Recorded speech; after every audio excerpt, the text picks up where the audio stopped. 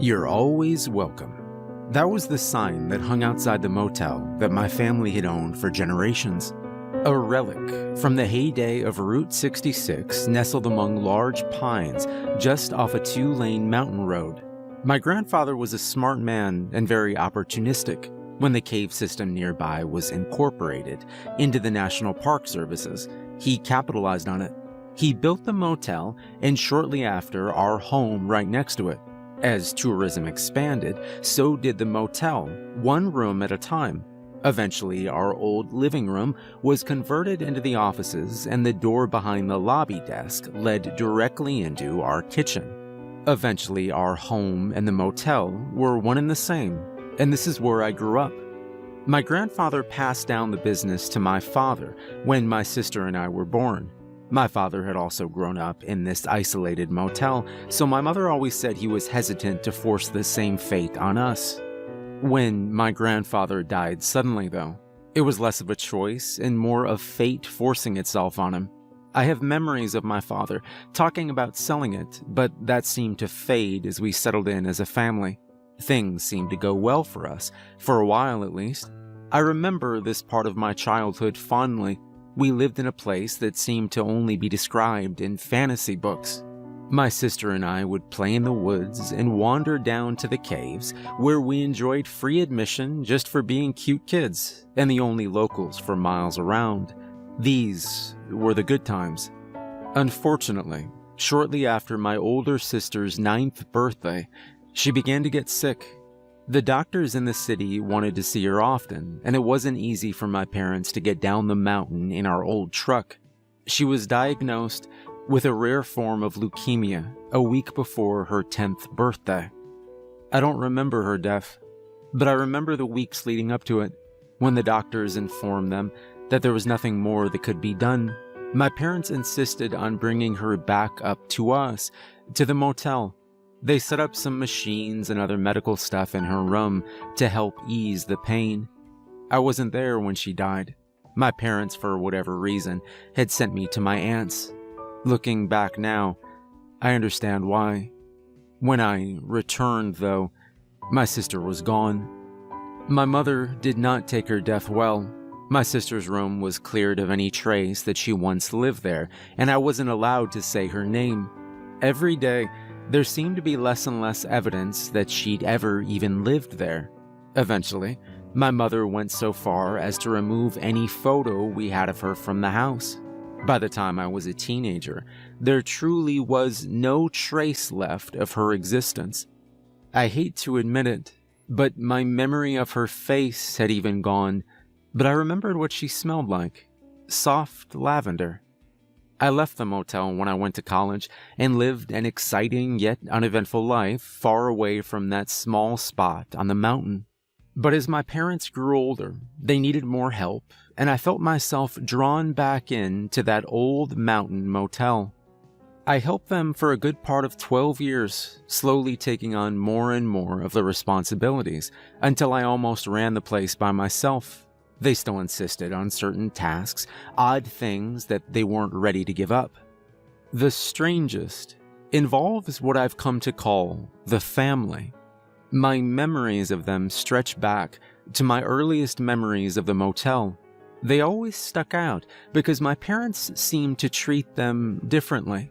For as long as I can remember, they'd always visited us every 4 years, almost to the day.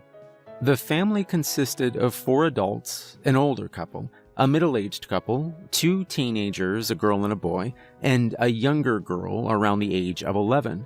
The 7 of them were always quiet and polite and always stayed for a week every 4 years like clockwork. My parents had even circled the date on our calendars, always expecting them. My father made sure to have a room open, even though they never seemed to book ahead. They were almost like old friends, except for the fact that they treated us like strangers every single time. It wasn't like they didn't remember us, but more that we were inconsequential to their lives. The interactions we had with them were so brief and infrequent that if it weren't for one odd thing, I doubt I'd have remembered them. But it was that one odd thing that hung over my head, never explained, but never acknowledged by my parents. Eventually, I came to accept it as well, as something as ordinary as apple pie. But it wasn't ordinary. There was nothing ordinary about the fact that this family never seemed to age. They came every 4 years, and they never missed a visit. There were years, though, that I missed them, especially after my sister died. My parents would send me to live with my aunt for a bit, and it always seemed to coincide with their visit. There was over a decade where I went without seeing them until my aunt and mother had a falling out. I was never told what it was over, but I never saw my aunt again after that last visit. One time, when I was back from college, they were there, same as always, just as I remembered. They'd spend their days in their room and would leave at night, always dressed like they were going someplace special. Every evening except for the last, I would clean the room after they left. The beds were always made, and the room was very tidy except for the ashtrays. Whoever it was, the old man, I expect, smoked like a chimney. Even after my parents stopped allowing smoking inside, they made an exception for the family. On the final day, though, my parents always insisted on cleaning the room. Despite their tidiness, it always took my parents hours to clean that room. One time, they took nearly 2 days, but they still wouldn't allow me to help. On the family's last visit while my parents were alive, I had to help my father carry carpet into the room. We had spare rolls of carpet, saved in case we ever had to fix a cigarette burn or a particularly nasty stain. We usually only needed a few inches or a foot at a time. The family's room, however, had the carpet replaced more times than I could count. On this last time, my father was tired and struggled with the work. I could tell my mother didn't want to help, but they had no choice. They'd already pulled up the old carpet before I was allowed in, but I still noticed it. Deep brown stains in the wood beneath the carpet, just outside the bathroom. My mother was still scrubbing when I carried in the replacement roll. "Is that blood?"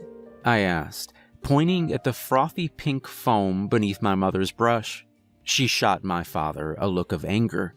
"They're hunters," he said, with a dismissive wave of his hand. The dark-stained ring that always seemed to exist in the bathtub of this room suddenly started to make sense. "This is a lot of blood," I said, hoping for more answers.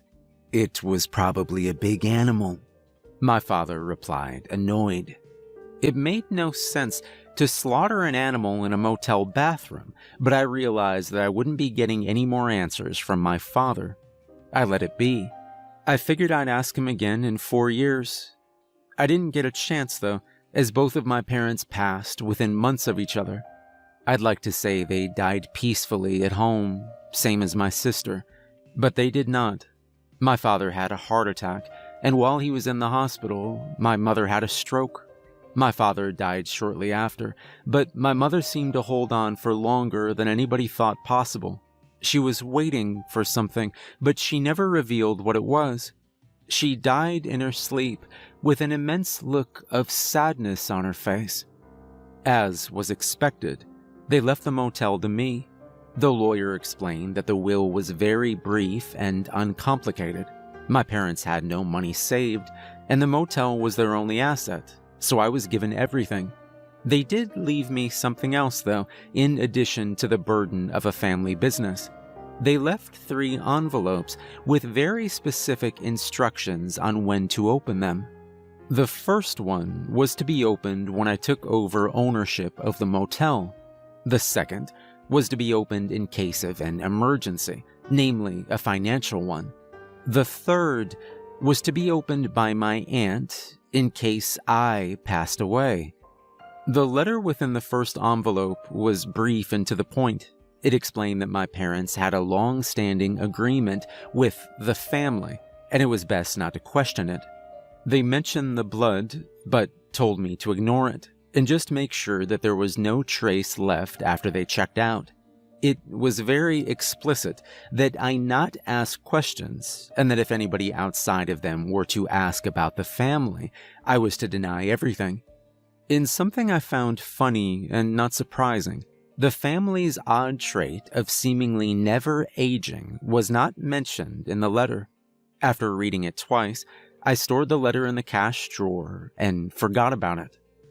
Shortly after my mother passed, the family arrived.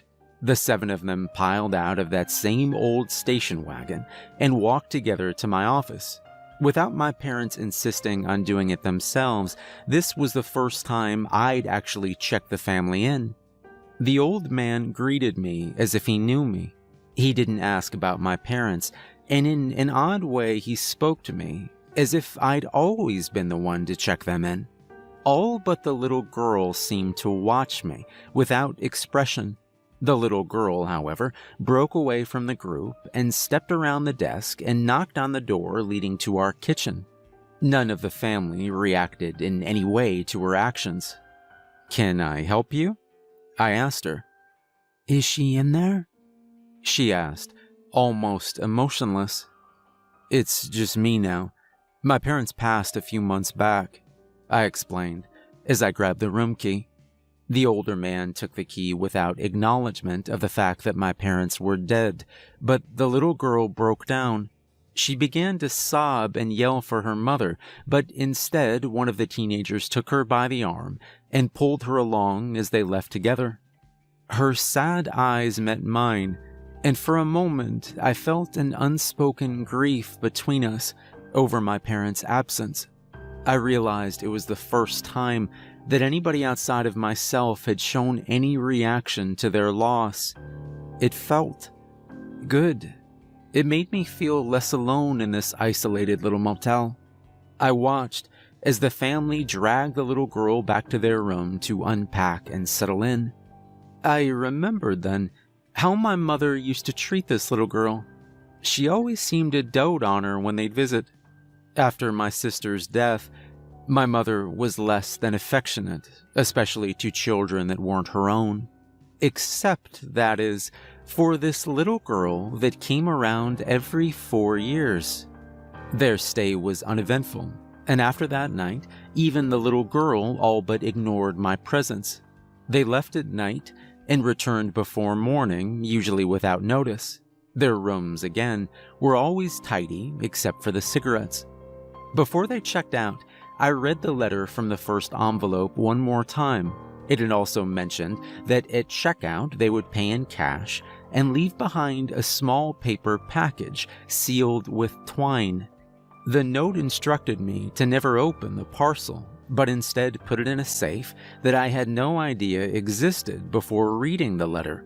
The safe itself was filled with more small paper bundles tied with twine. I did as the letter instructed. Sure enough, after their final night, there was blood. It wasn't a lot of blood, but enough to cause concern. The bathtub had been filled with it and then drained, leaving behind a crimson film ring around it. The tiled floors were sticky, and the carpet had soaked in whatever bled out of the bathroom. I replaced the carpet as my father had showed me and scrubbed the bathroom until no trace was left. Looking back, of course it seems suspicious now, but it was always that way with the family. I couldn't really say for sure where the blood came from, and I never wanted to ask. However, if the cops showed up one day, I'd have probably told them. But nobody ever asked, and there was never anything on the news, so I just told myself the same lie. They were nothing more than a family on a hunting trip in 3-piece suits and Sunday dresses. I ran the motel without incident in the years after that, but it wasn't easy. I should mention that while the hotel is located near a tourist spot, there is little else to attract people. In fact, we're located on what some call a dead road. Not a dead end, but a dead road. A long stretch of highway without any signs of civilization. It's one of those highways that people seem to go missing on. Ours is just one of the many around the country. We once had a writer stay with us while my parents were still around. He told me that he was a true crime writer. He said he was working on research for a book about what he called the Ring of Fire, a connection of dead roads all across the country. a giant ring of asphalt paved death. He said that lots of famous serial killers traveled the ring. His book was going to be about connecting the dots to unclaimed victims. He told me that I shouldn't worry about it though, because the dead are always faceless. It was always sex workers, or indigenous folk, or just drifters who lost their way. He explained that they are considered less dead to the cops, that their deaths don't mean as much as a politician or a pretty girl. He said that he would come back through when he was actually writing the book, but he never came back, and I never saw anything about his book coming out. The family, however, they always came back. 4 years after the last visit, they arrived 3 days after the date circled in red by my father long before he died. I'd actually waited for them. You see, when everything seemed to shut down last year and budgets were cut, the caves closed down for the foreseeable future. Already, tourism had waned in the last few years, and it was getting difficult to keep the motel open. I was running out of options, so I opened the second envelope. Inside was another letter. It instructed me to keep the motel open no matter what, even if the guests stopped coming. It then instructed me to open one of the brown paper parcels in the safe if I was ever in trouble, so I did. Beneath the paper, wrapped tightly in twine, was a bundle of money. It was various bills stacked in no particular order, but one bundle alone was enough to carry me through a slow season. There were dozens of these paper bundles. Despite what the letter said, I opened them all immediately. The oldest ones held currency I barely recognized. It was still American, but it was long out of circulation. I'd planned to stay open long enough to collect one more bundle from these familiar strangers I'd known my whole life. When they arrived 3 days late, I already knew something was off, though you wouldn't have known from their usual unemotional demeanor. What I'd always remembered as a family of 7 arrived as only 6. One of the teenagers, the boy, was not with them. This was not acknowledged by anyone upon check-in. The little girl stayed beside the teenage girl this time too, but her eyes were still fixed on the door to our kitchen. At this point, I'd cleaned out all the other rooms except theirs. Nobody had stayed the night in weeks anyway, so I took my time with it. When the time came for them to check out, they paid in cash and handed me the brown paper parcel wrapped in twine. I hate to say this, but your family will officially be the last guest we host here, I explained, trying to break the news casually. The man stared at me blankly. The little girl looked up at the teenager, but the teenage girl did not react. The man did not seem upset nor happy about it. As always, he was emotionless. "Okay," he said with a fake smile. And with that, he turned to leave. The family followed after him, but the little girl pulled away from the teenager. She stood there, staring at me for a very long time. You better hurry," I said, pointing at her family, trying to break the awkwardness. Do you not remember me? She asked. "Of course I do. You never change," I replied. I could see the old man out in the parking lot as he packed up the old station wagon. I saw him notice the little girl's absence. Without any urgency, he put down the bag and came to retrieve the little girl. As he approached the office door, the little girl stepped closer to the desk. If you aren't here when we return, they'll leave me. They'll put me back in the caves and never return, she whispered. "What do you mean?" I asked, my mind racing. I'm too young. I should never have been turned. Her voice was cut off by the opening of the door. The old man stood in the doorway, his gaze fixed on the little girl. Neither of them exchanged words. The little girl left, but not before giving me one more pleading glance. Once they left, I waited to clean the room. I counted the bundle of cash left in the paper parcel. It was enough to carry me 2 seasons, but more so, along with the rest, it was enough to start a new life. I opened a bottle of wine and drank half before even grabbing the cleaning supplies. I knew what kind of mess awaited me in that bathroom. At least this time, I wouldn't have to replace the carpet. When I finally made it to the old room, it was morning. I opened the door and the rising sun cast a light across the neatly made beds and overstuffed ashtray. As I walked towards the bathroom, something on the bed caught my eye. Laid neatly on one of the seemingly unused pillows was a photograph. I put down my cleaning supplies and picked up the photo. It was torn on one side, so it was only half of the picture. It shouldn't have been shocking, but it did catch me off guard. It was a photo of the young girl, and she was holding hands with another child. Me. It made sense, since I'm sure we'd known each other our whole lives. There was nothing unusual about me, except for how happy I looked. Her, on the other hand, seemed somehow different. It took me a moment to realize what was off about her, but when I did, I gasped. She was younger. Not much younger than she appeared now, but younger than I'd seen her in decades. The photo itself was taken here at the motel, just outside of the office. I'd recognize the background, not only because it was a familiar space, but because I'd seen this photo before somewhere. It clicked. I abandoned the cleaning and ran back to the office with the photo in hand. Hung above the fireplace in the office, just across from the desk, was a collection of photos my mother had curated over the years. It was mostly my parents and I, but there were also snapshots of famous guests or old regulars.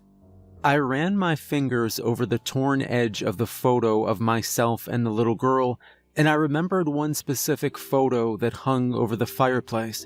It was small and odd-shaped, but it was my mother's favorite because of how happy my father and her looked. It was just the two of them standing outside the office, smiling. It was taken in the same spot as the one of me and the little girl. I ripped the photo of my parents off the wall and broke the frame, too impatient to be delicate. I pulled the small, odd-shaped photo from the frame and confirmed my suspicion. It was torn. I held the photo of my parents up with the photo of the little girl and myself. They were two halves of the same photo. And though I couldn't remember her face, I knew immediately who the little girl was. I held the photo close to my nose and breathed in deep, soft lavender. She was my older sister. I now understood the deal my parents had made. I had made the decision to close the motel long before my sister left that photograph. The plans were in motion, and it seemed as if nothing was going to stop the sale. That is, until he arrived. I hadn't bothered to clean their room after the family had left, too emotionally drained to take on the horrifying task.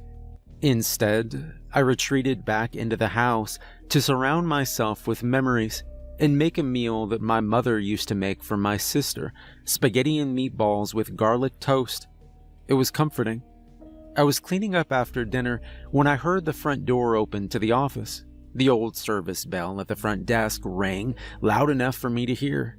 The vacancy sign had long been extinguished, and the front door to the office had been locked after the family left. Whoever had rung the bell, they were not welcomed in. I opened the door slowly, with the kitchen knife gripped tightly in my hand. "We're closed," I warned them. The door swung open to an empty room. "I'm late," said a voice from the darkest corner of the room. He looked like an animal cowering in the corner, balled up and small. He was more of an unkempt shape than a person, covered in mud and grime. When he stood up, I saw how bad he looked. The dirt reached every crevice, as if he were buried in it, and only the whites of his eyes stood out from the black coat of mud. He was thin, almost emaciated, but still had a strength about him. "I'm sorry, but we're closed," I repeated. "But the sign," he said, pointing up at the "You're always welcome" sign hanging just outside the window. "That, we don't have any clean rooms. I'm sorry. You'll have to find somewhere else," I said, feeling a sudden sense of discomfort. His white eyes met mine with a stare so intense it felt as if he were looking straight through me. "But we already have a room," he said. His voice was soft yet commanding and wholly devoid of emotion. It was then that I recognized him. He was the teenage boy from the family, though thinner than I remembered. His familiar young features were caked in filth, but I knew it was him. He knew that I knew. "Have they departed?" he asked. I nodded. "Have they left me anything?" he asked, his voice finally cracking. I didn't know how to answer. I wasn't sure what he meant. "Have they left any behind?" he said, sounding suddenly desperate. "I don't know," I said, pulling the room keys from their hook. "But you're welcome to check." He took the keys from my hands, his eyes lingering on my arm. It was as if he saw something I did not. "Thank you," he said, and left the office, trailing mud out the door. It wasn't until he was gone that I realized the trail of mud only led outside. That night, I couldn't sleep.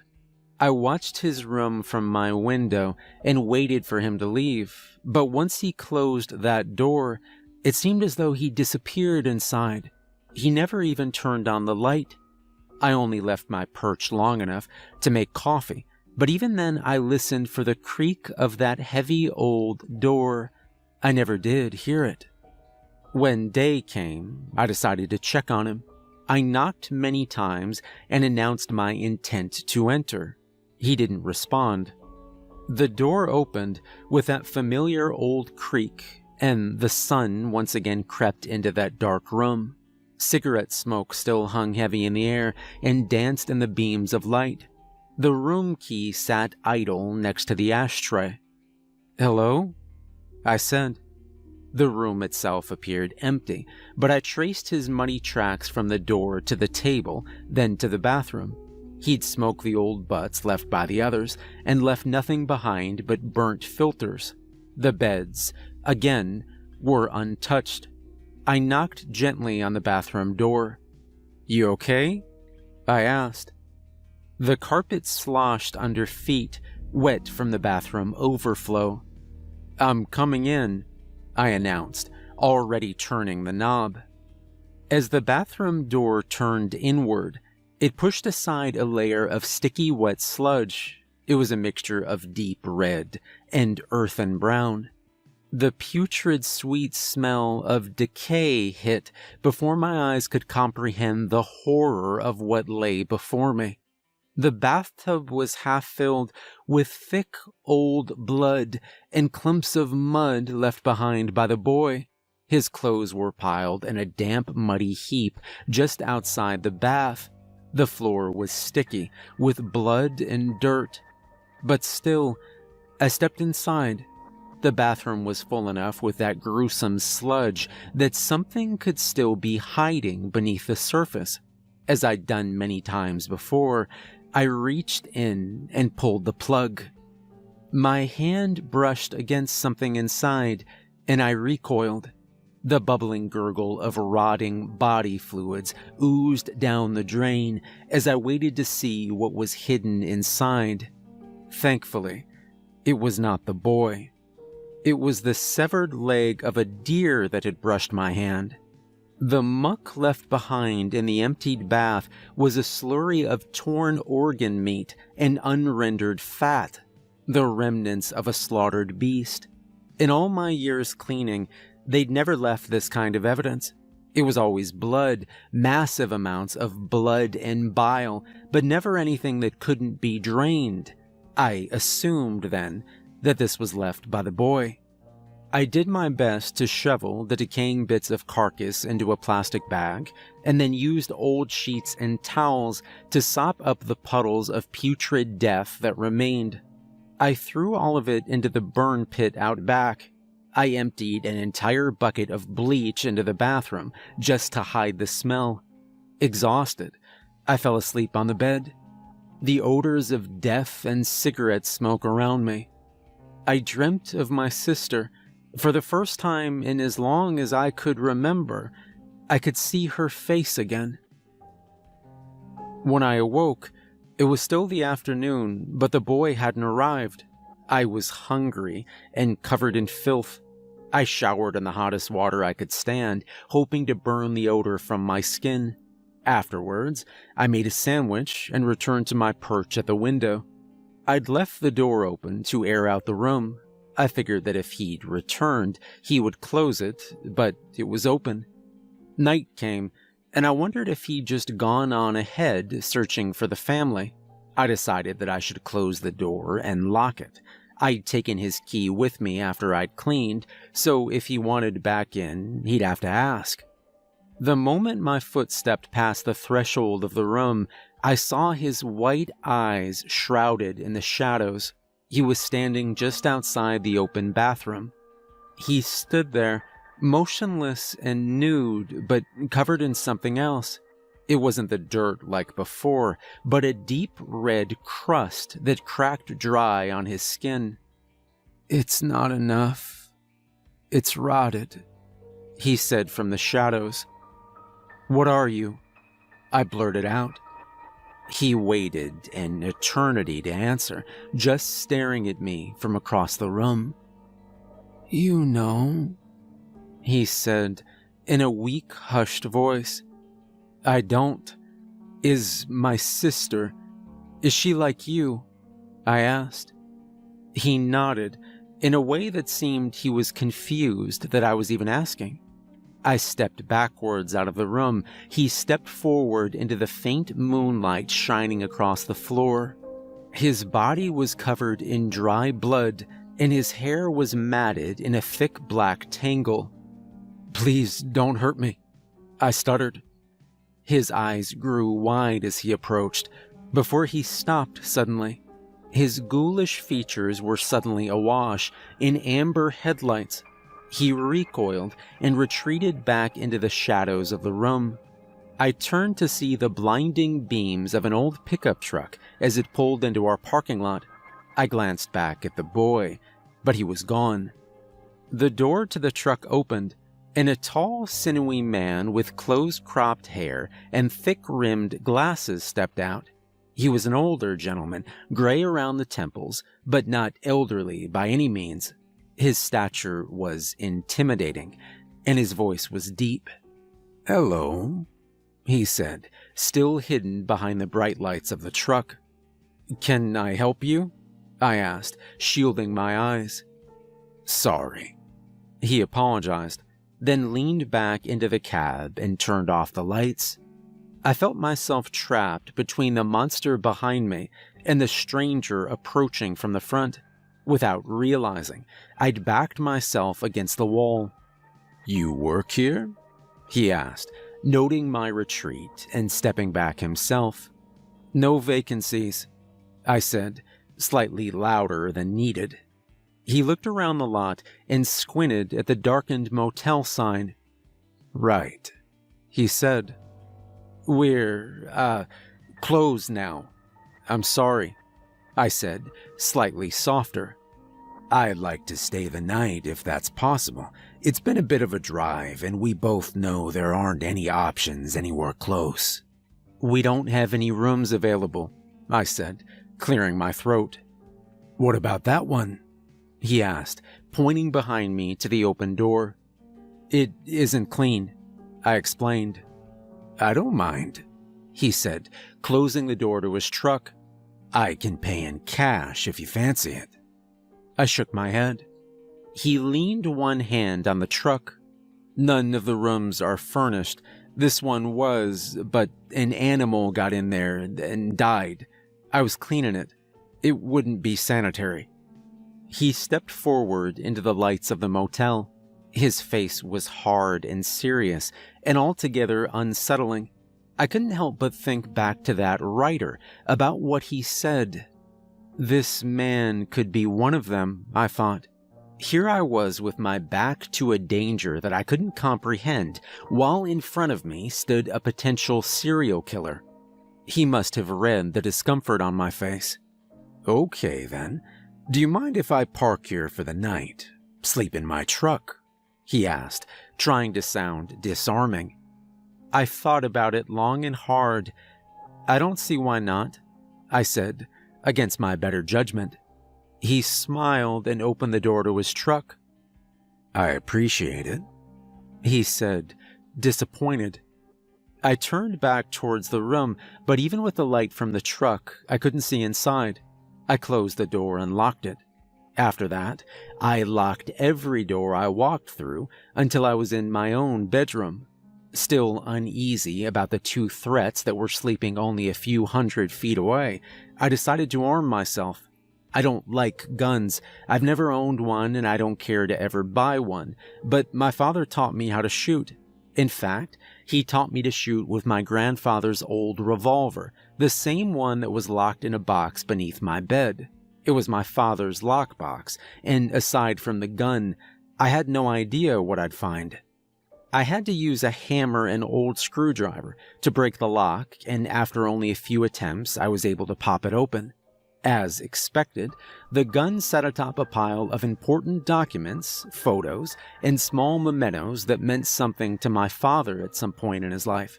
6 loose bullets rattled around the steel box. They appeared to be handmade, not purchased, and somehow older than myself. Each one tipped in shiny, polished silver. I loaded the revolver and set it aside. The photos hidden beneath it were not ones I'd recognized from my childhood. These were all for some reason private to him. The top photograph was of my parents, years before I was born. My aunt that I hadn't seen in years stood next to my mother, smiling and holding the hand of a man in his early 30s. The man looked eerily familiar.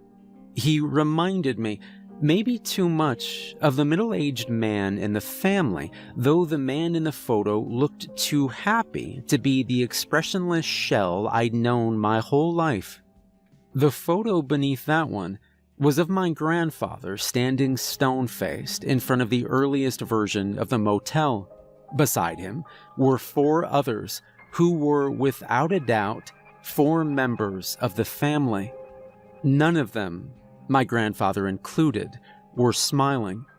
To the right of my grandfather stood the older 2 members of the family, then the middle-aged woman and the teenage girl. The boy and the middle-aged man were missing. The photo was old and faded, but even then it was clear they looked the same as they did only a few days ago. Beneath that, I found my sister's birth certificate, old bonds, the deed to the motel, and other uninteresting documents of worth. Below everything, though, was one more thing. A stiff card wrapped in the same paper the family's money was wrapped in, tied with the same twine. I opened it. I unwrapped it to reveal the backside of a photograph newer than the others, with Chicago 1974 written in a handwriting that was foreign to me. It was not my mother's or father's. I flipped the photo and felt a cold chill run down my spine. I saw myself younger than I'd ever seen in any family photo. I was dressed in corduroy overalls and standing in front of an old building. The oddest thing, though, was that I was standing between 2 vaguely familiar adults holding their hands. All 3 of us were smiling. I wish I could say I was able to place their faces, but I could not. I had to assume they were family friends, but to my knowledge, my parents never had many friends, and those that did would be the ones to visit us. My entire life, my parents made the motel the priority. We'd never taken a family trip together outside of a holiday weekend at my aunt's. In fact, as far as I could recall, neither of them had ever mentioned visiting Chicago, and they definitely never said anything about seeing friends there. Who were these people? Where were my parents? Why wasn't my sister with me? My breath grew more rapid with each thought, and I slammed the box shut. I already had too many questions that seemed to be impossible to answer. I wasn't ready for more. Thankfully, the exhaustion overwhelmed my mind, and I eventually drifted off to sleep. The loaded gun sat safely on the nightstand next to me. I'd even pushed a chair beneath the knob of my bedroom door. With the heavy curtains pulled closed, the sun never crept in, and I awoke very late in the morning. Even before coffee, I made my way out to the parking lot. The truck, however, was already gone. I started to feel a tinge of guilt for judging the strange man as I did. That guilt, though, would only deepen as the day progressed. I opened the door to the boys' room. The morning sun flooded in, immediately casting away any dark corners. The smell of iron hit my nose. The carpet leading to the bathroom door was soaking wet. The door was unlocked, but as I opened it, I heard the familiar slosh of coagulated blood being pushed aside. I stepped into a familiar, but no less unsettling sight of a tiled white bathroom coated in a crimson blood. I prayed to myself that it was again that of an animal, though even that did not sit well with my conscience. Just to be safe, I decided to clean. I needed to be sure that no trace of the teenage boy was left behind, just in case somebody else came through unexpected. That strange man now made me nervous in an entirely different way. I was so focused that I forgot to make myself coffee. Instead, I went straight to work sopping up the massive amounts of blood. It was only when I was on the floor scrubbing that I noticed some of the blood seep through seams in the tiled floor. Narrow cracks in 3 straight lines forming a box against the wall. I then noticed that the baseboard beneath the sink had been removed, and there were small finger-sized holes in the floor where it met the wall. I crawled across the floor, still slick with blood, and slipped my fingers in. I was able to get underneath and pull up what turned out to be a door or hatch in the floor. As I pulled it open, blood seeped down into the crawl space beneath the bathroom. A crawl space that, until now, I had no idea even existed. I had no choice but to investigate. It wasn't large, but deep enough to walk through without crawling. It spread maybe 10 feet in every direction. It was dark, but my phone's flashlight was bright enough to reveal even the furthest corner. Thankfully, the boy was nowhere to be seen. The floor beneath me was soft dirt, made muddy from the blood that seeped down. The walls appeared to be crafted from old red brick and mortared in place, unlike any other foundation on the property. Words written in an unfamiliar language were carved into the walls. It smelled of smoke, stale breath, and iron. I moved further in to explore the hidden room. Strange crystalline rocks were scattered half-buried around the floor, much like the ones you'd find in the now-closed caverns. The most unsettling aspect, though, was the heaps of soft dirt that were arranged in 7 large piles throughout the room. One for each member of the family. Immediately, the room itself felt heavy with dread. I got out as quickly as possible. I left the crawl space as I'd found it and replaced the baseboard just in case. I finished cleaning the bathroom and doused everything in bleach, careful to avoid the cracks in the floor. When I returned to the office, there was a message flashing in red on the office phone. I checked it, and it was from my lawyer, so I returned the call. He informed me that the buyer from the property was expected to stop by. I was told he wanted to see it firsthand, but he was an odd fellow and may not announce his intentions. I could only assume it was the man from last night. He then changed the subject, and with a somber tone in his voice, he asked if I'd heard from anyone in my family. No, I told him. Aside from my aunt, I had no family left. Well, then, I hate to be the one to tell you this, but she passed a few weeks ago, he said, clearly uncomfortable. What? What happened? I asked, expecting anything at this point.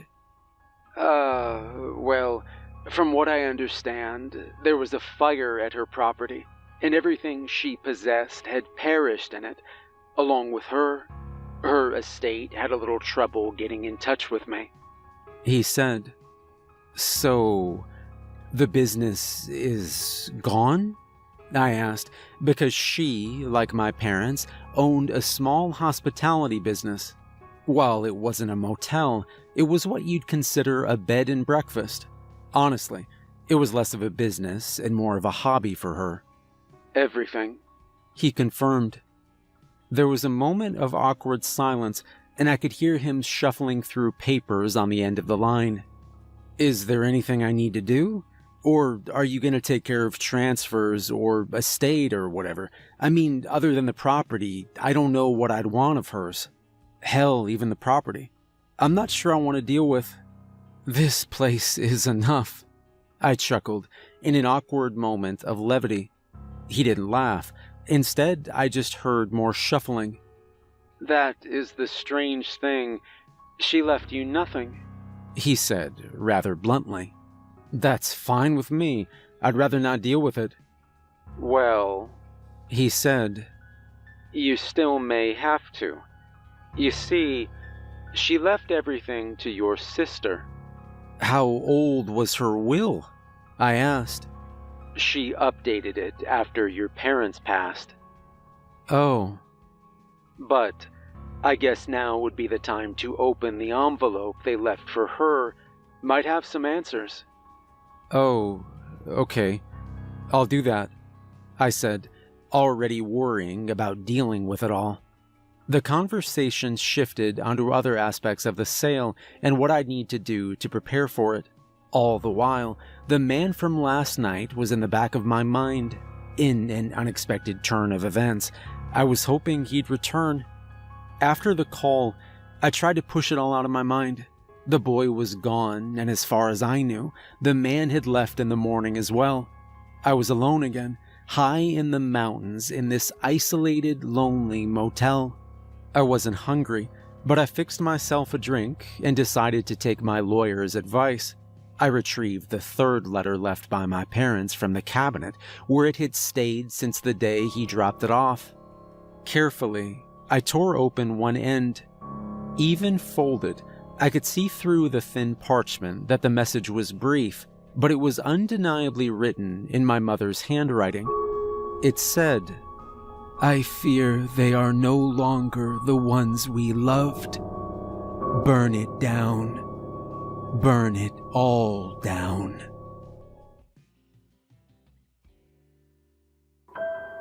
Those words rung clear in my head, as if my mother were whispering them in my ear. Trust me, I wanted nothing more than to be done with this, the motel and the family, but there were some things I just couldn't let go. I started to worry that if I sold the motel, other secrets would be revealed. Dark secrets. Damaging secrets. I could fill in that pit below their room, but what else was hiding on the motel grounds? I had no choice but to wait for the sale to either go through or fail. In the meantime, I packed up what I could from our old family home. Every photograph of my parents now felt different, less genuine. Why would they keep so much from me? I asked out loud to a room of family artifacts and meaningless mementos. Nobody answered me. 2 days passed, and I waited for either the boy or the man in the truck to return. Instead, the first car to pull into my parking lot was that of the local sheriff. My body tensed, and my mind went to the room and the blood-soaked carpet that I never replaced. I questioned whether or not I'd actually be honest if he asked about it. Yes, of course I'd be. I had nothing to hide. I knew nothing. Nothing. Except for the fact that I'd rented rooms to soulless, immortal creatures that somehow acquired gallons upon gallons of blood without notice. I began to doubt my own composure. I waited at the open door to the office while he sat in the cruiser for 10 minutes or so. I wasn't sure if he saw me or not, but regardless, I held my ground. I noticed a little too late my cleaning supplies abandoned in the lobby next to gallons of bleach. The cruiser door slammed shut and snapped my attention back to him. As he approached, he scanned the surroundings, taking note of the unlit vacancy sign. He turned back and registered the curtainless windows of each emptied room. That is, of course, except for the families. "Afternoon," he said with the tip of his hat. "What can I do for you?" I asked, as friendly as possible. He removed his shades and peeked over my shoulder into the lobby. "Wondering if I could have a moment of your time to ask some questions," he said with a smile. "Regarding—" "Well," he turned back to the mostly emptied rooms. "You have any guests recently?" he asked. "It closed down a few weeks back, unfortunately," I said, trying to hide my anxiety. "That's not what I asked," he said, smiling again, but this time with menace. "Sorry?" I apologized. "I don't mean to be rude or nothing, but we know Bill Henley was on his way up here a few days back. Just wondering if he made it." "Sorry, I don't know him," I said, hoping to end the conversation there. "You don't know the man who is fixing on buying your place?" he asked, again looking back at the family's room. "Oh, him." "Yeah, him," he said, prying for more. My lawyer handled it all. I didn't meet him." I lied. "Not even when he stopped here for the night?" he asked, showing his cards. I swallowed hard. I wanted to tell the truth, but I wasn't ready for what came with it. "Oh, did he drive a truck?" I asked. "He did." "Then, yes, I saw it. Parked it over there," I said, foolishly pointing towards the room. The sheriff turned to the room, to the parking spot, to my secrets. He took out a notepad and began to write something down. "But he didn't stay with us. We were closed, so he slept in his car, I think." I stuttered. "Think?" he asked, looking back to me. "Well, I didn't see him leave, but yeah, he was here for a bit, if, the truck belonged to him and all," I said, fumbling over my words. "It did," he said, putting the notebook away. "You mind if I take a look around?" "Of course not," I said, the words tumbling out of my mouth before my mind could stop them. I stepped aside to sort of lead him into the lobby, away from the family's room. Immediately, he took notice of the cleaning supplies and the bleach. "Is there a problem? Is he okay?" I asked, regretting my words immediately. The sheriff's gaze lingered on the bleach for a very long time. He then turned his attention back to me. I could see his mind working over something, thinking. Suddenly, it felt as if the air in the room shifted. His entire demeanor changed, and I felt an aura of warmth from him. He shrugged and cracked a smile. "Well, I figured it's going to be on the news soon anyway, if it ain't already." "What?" I asked. "Well, nothing good, that's for sure. That truck you saw, they found it about 200 or so miles west of here, off the 80. All the way out there. What was he doing?" I asked, feigning surprise. "Well, we don't know. We don't know where he is," he said, his gaze drifting now to the knickknacks and photographs. "Oh, well, that's not good," I said truthfully. "Well, You really ain't gonna like the next part. That buyer of yours has a lot to answer for." "Like what?" I asked. "Well, the body they found in the cab, burnt to a crisp, abandoned," he said, picking up a photograph of myself and my parents. "I thought you said he was missing. You sure it wasn't him?" I asked, trying to find something to do with my fidgeting hands. "Too young, too small to be him. Best we can recon, it's a young man they found. No ID though, John Doe," he said, looking hard at the photo. "These your parents?" I nodded. He looked back at the photo, then back at me. "Biological?" he asked. "I'm told that I look more like my grandparents, really," I said. He smiled and returned the photo. I believe he then looked for photos of my grandparents, but there were none. We stood there, trapped in a long, awkward silence. I motioned towards the kitchen door behind the front desk. "Did you still want to look around?" I asked, trying to lead him. "Nah, maybe later. Just needed to confirm he was here, really," he said, making his way back outside. I followed. "Okay, well, thank you for stopping by," I said foolishly. He paused at the door, acknowledging my awkward statement. Then I saw it again, his mind working. He put his sunglasses back on. "He was alone here, you said?" he asked. I thought hard. What did I tell him? Did I slip? I couldn't remember. "I don't know," I said. He looked at me as if he could tell I was lying. "Could have been someone else in the truck. It was dark. I can't say for sure," I stammered out. He nodded in acceptance. "Thank you for your time," he said. And with that, he was gone. But as he drove by the only remaining curtain still hanging in the motel rooms, he made a point to slow and look as he passed. I waited until he was out of sight and then ran back home as fast as I could. As soon as I reached the bathroom, I vomited. My nerves were a tangle of anxiety and guilt. I knew that the body they found had to belong to the teenage boy, but what about the man?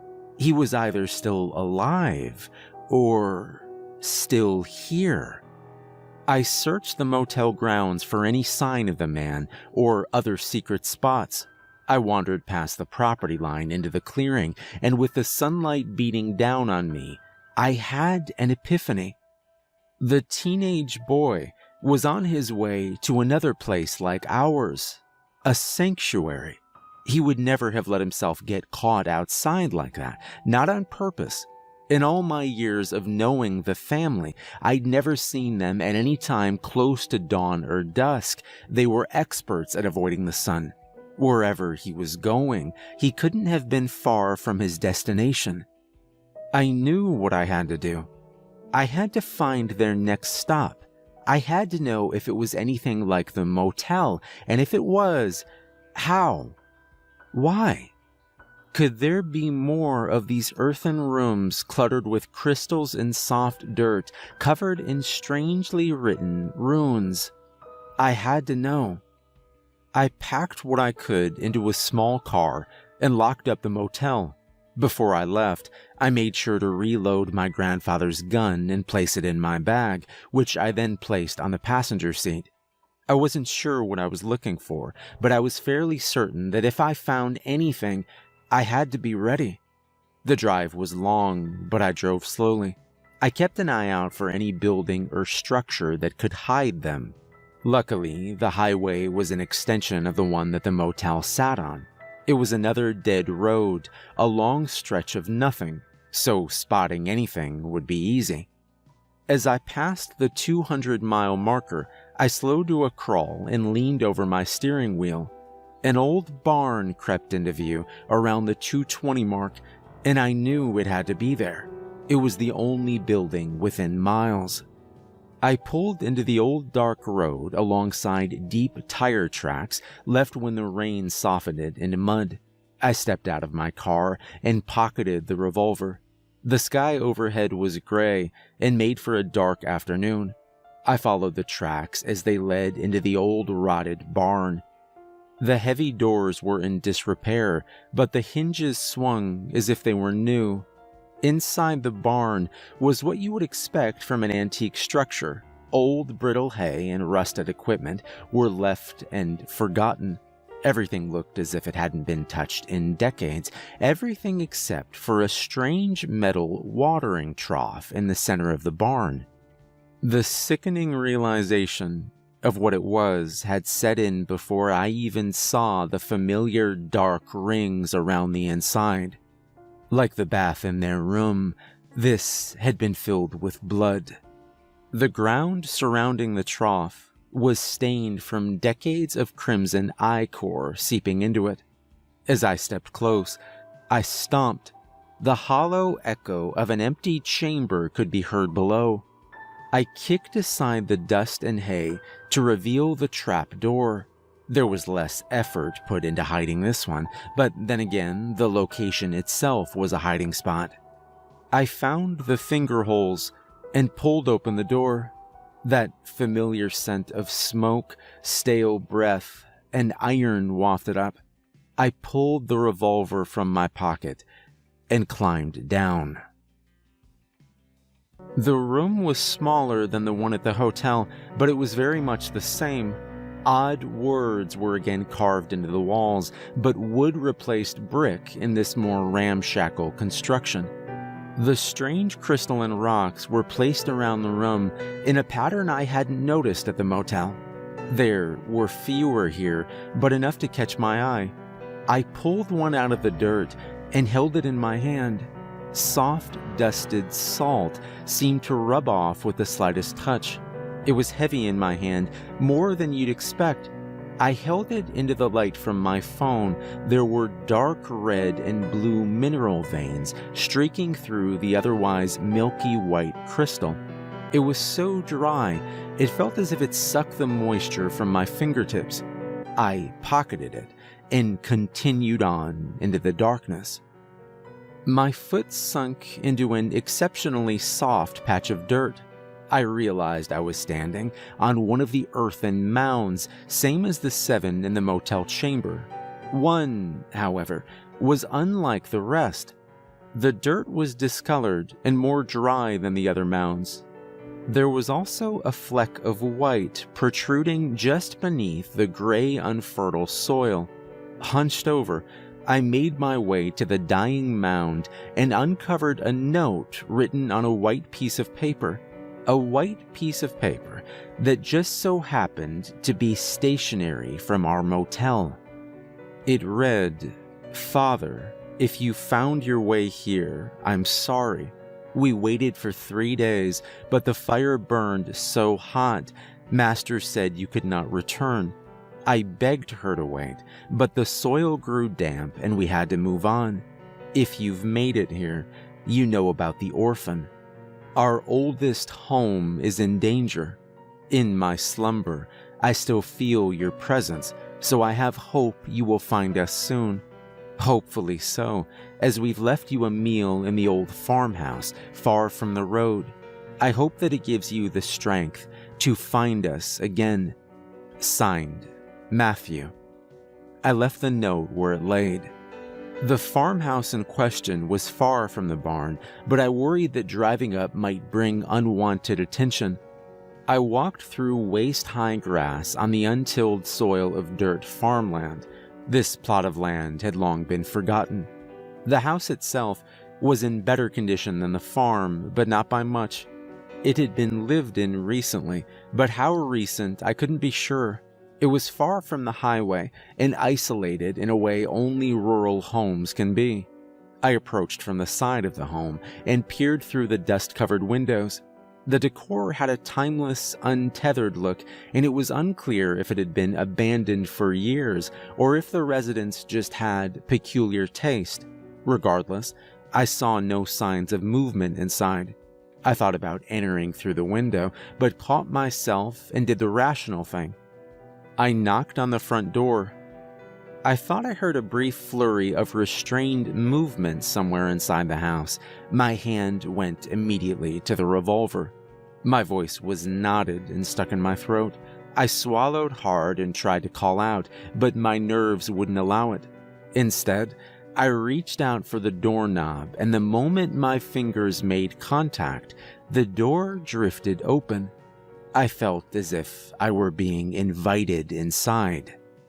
My shoes slipped slightly on an old pile of mail stacked up from years of neglect. Some were postmarked from as far back as the late 90s. My first instinct about the decor was correct. Thick layers of dust seemed to coat most things in the home, but certain spots had been wiped clean with use. A path in the hallway rug was worn down from recent footsteps. I followed them to the kitchen. There were dishes in the sink and a box of discontinued cereal on the counter next to an empty jug of milk. The power had long ago been shut off, and the contents of the fridge had rotted past the state of decay and no longer even smelled. The ashtray on the kitchen table, however, was packed full of fresh butts. A single unsmoked cigarette was left next to a matchbook. One thing became obvious. The meal was not left in the kitchen. "Hello?" I called out, adjusting my grip on the revolver. A metallic rattle and a pained moan came from somewhere in another room. I stepped carefully in the direction of the ghostly noise. I could hear a subtle rhythmic tapping coming from behind the door of a room at the end of the hallway. The distance to that door felt longer than the distance from the house to the barn. The long, drawn-out moan seemed to seep out from beneath the cracks in the door. I removed the gun from my jacket pocket, and with my other hand, I carefully opened the door. The ghoulish noise ceased in the moments that the door opened, replaced by the squeak of unused hinges. I stepped back and aimed. But it was just a bathroom. The soft blue and Pepto-pink tiles were not the horror I expected on the other side of the door. The pipes beneath the sink let out another ghostly moan as they groaned from unuse, and the steady drip of a leaky faucet pattered behind the shower curtain. I understand now that it wasn't the brightest idea. But I'd driven for hours and I had no other options, none that would provide the comfort of a seat. So I placed the gun on the sink and sat down.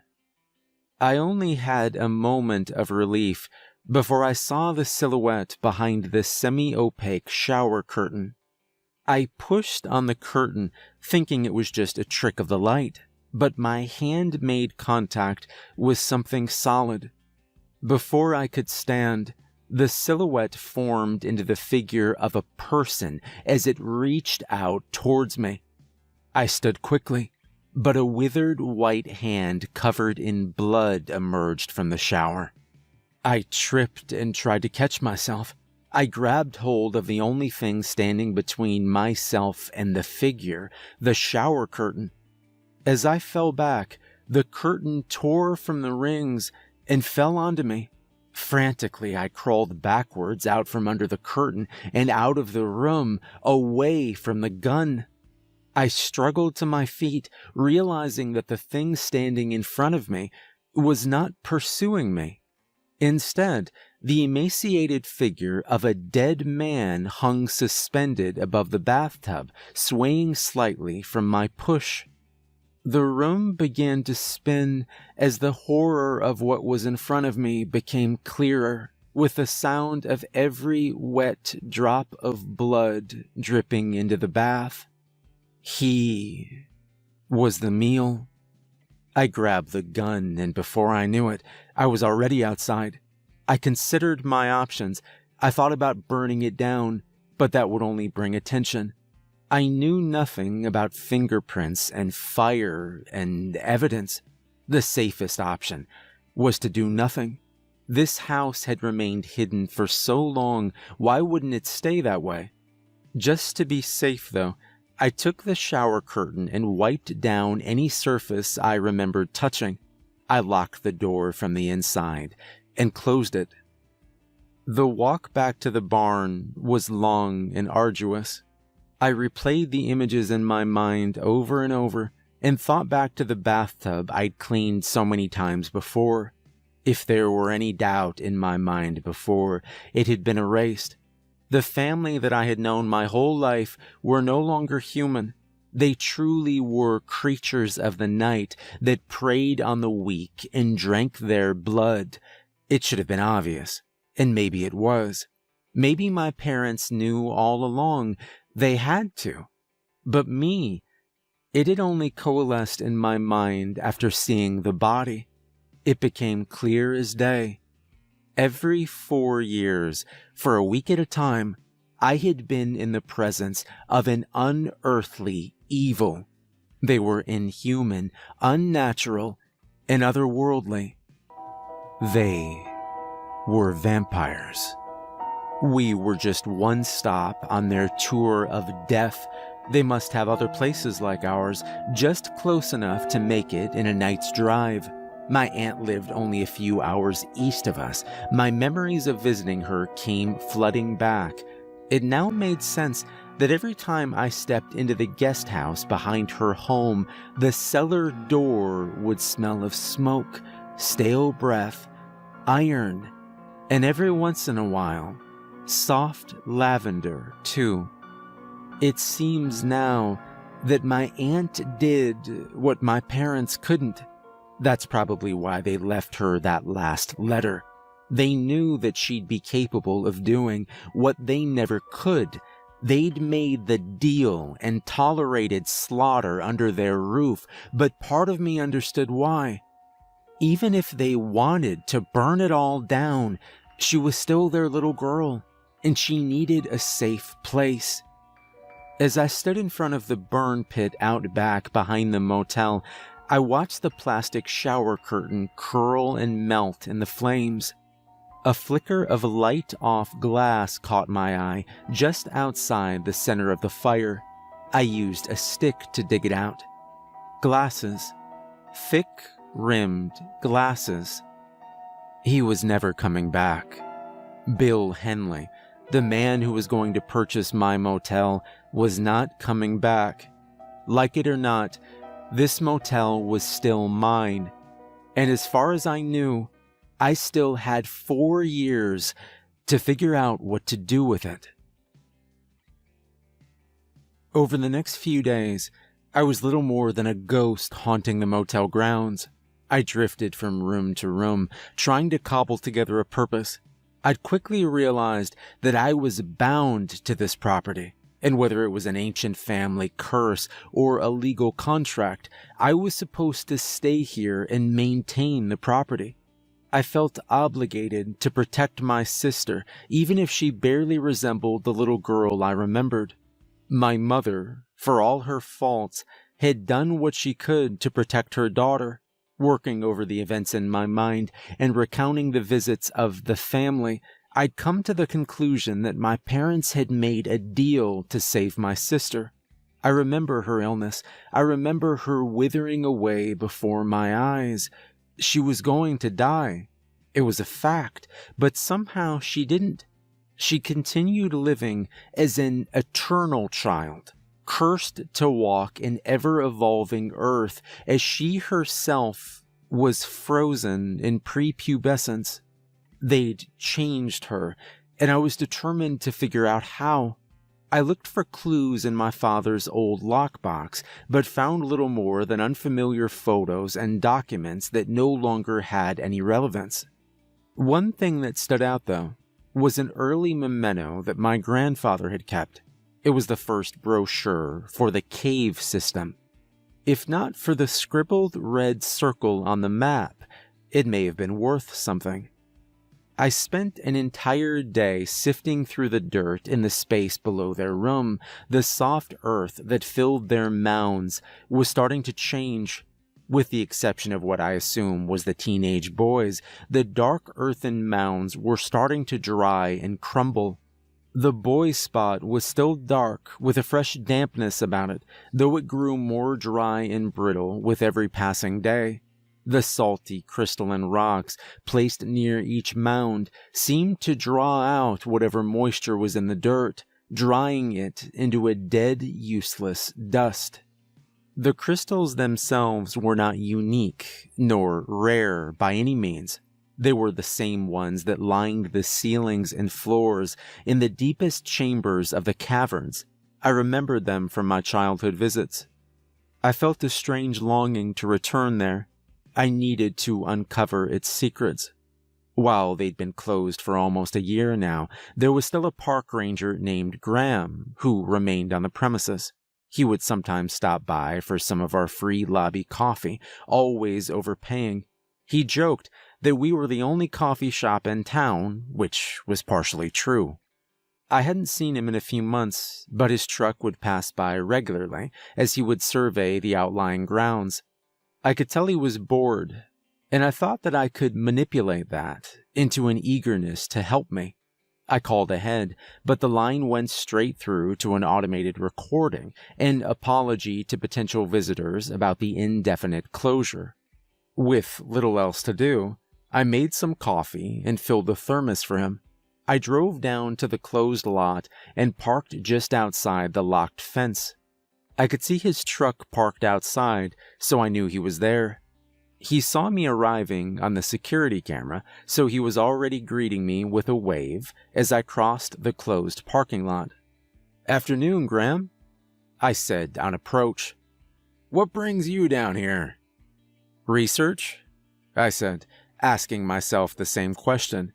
"When was the last time you made it here?" "Years.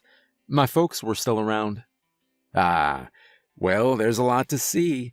The remodel finished right before the shutdown. I've been dying to show somebody around, so I'm glad you're here," he said, opening the door. I gave him the coffee, and his eyes went wide. He stopped coming by after I closed up shop, so I could tell he was grateful to have one last cup. We walked into the dimly lit lobby, potent with the smell of new carpet and fresh paint. "Wait here. I'm gonna go turn everything on," he said, clearly excited. I stood in the darkness for almost a minute before the lights came on with a quiet hum of electric life. The lobby was filled with media displays of the cavern's history. There were photos and stories of opening day with updates for each anniversary. As I waited for Graham to return, I studied the older photos behind the glass case nearest to me. Suddenly, the hairs on my neck stood straight. I swore I could feel someone watching me. It was only then that I noticed his gaze staring back from one very old photograph. In it, a familiar figure stood at the center of a group of visitors looking back at me. It was the old man from the family. It was as if he were somehow staring at me through the photo. His eyes locked on the lens of the camera and, in turn, on me. It was hard to discern his age in that old faded photo, but he looked very much the same as he did today. The only difference was that instead of his usual gray suit, he was wearing a park ranger uniform. "Ah, you've met Jerry," said Graham with a laugh. "Jerry?" I asked. "I mean, we don't actually know his name, but we all call him Jerry. He was one of the first rangers to work the park. Him and his colleagues were responsible for a lot of the early mapping of the cave system. This photo and a bunch of other stuff was found locked in an old utility closet. Didn't even know it existed, 'cause that particular cave was closed off. Check it out," he said, leading me over to the illustrated map covering the entire wall. He pointed to a blank spot on the map. "Found it right there, actually." I'd brought my grandfather's old brochure, so I pulled it out to compare to the current map. The black tunnel he was pointing to still existed on my grandfather's map. Yeah, they left out a few of the trickier spots on the new maps. They didn't want to entice explorers into places they might not get out of, he said. Might not get out of? I asked. Yeah, steep inclines, drop-offs, or just plain tight squeezes, you know. They left those spots off, and the map you see today is just the safest, what we call vanilla trails.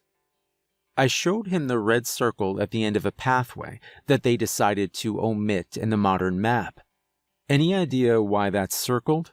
I asked. Looks like the gulch, or at least whatever is past it. What's past it? What's the gulch? I asked. Not much to tell. It's one of those steepest descents, and it's almost impassable without gear or a ladder, which is a shame, really. I hear it's the most beautiful place in the system. It's got very unique veined stalagmites. Like this? I said, pulling the crystalline rock from my pocket. You're showing me a federal offense. I hope you know that, he said with a chuckle. I mean, you're literally showing me plundered goods. Where'd you even get it? My grandfather's collection, I confessed. They were a little more willy-nilly with the rules back then. Everybody was taking tokens and souvenirs. Before the Tucker boy, they kind of let people just roam, he said, pointing at a photo of well-dressed folks climbing a dangerous rock formation. What happened to the Tucker boy? I asked. No clue. That was the problem. They looked for him for weeks. He was visiting with his wife and son and went missing. Well, right around the gulch, actually. Which is why it's not on the maps, he said with another educational chuckle. I thought you said he was a boy. 18, but he was married with a son. Times were different back then. Graham walked over to another glass case, away from the main display. They've talked about taking this down for the renovation. I mean, it is a little dark, he said, pointing at a display of old missing persons photos spanning the decades of the park's operations. I had no idea. I gasped. That's him right there, Mr. Tucker himself, he said, pointing at a class photo of a face I knew all too well. The teenage boy from the family stared back, younger and happier. I was transfixed, but Graham was already moving on. Listen, I got nothing on the docket today, so if you want, I can take you close to the gulch. I just got to get some lights, he said, already on his way to get them. As I waited for his return, I made my way to the elevators that would bring us down into the caverns. The gift shop was located just across from them, so it would be the first thing visitors would see when they resurfaced. Cheesy t-shirts, postcards, and other junk were crammed into the small space. The entire shop seemed to be designed to frame a bookshelf filled entirely with copies of a history book about the caverns. Curious, I opened the book and flipped through the first few pages. It was as if the old man were haunting me through time itself. Again, his blank stare caught my eyes immediately, looking out from a full-page photograph of a staff photo inside the largest chamber of the caverns.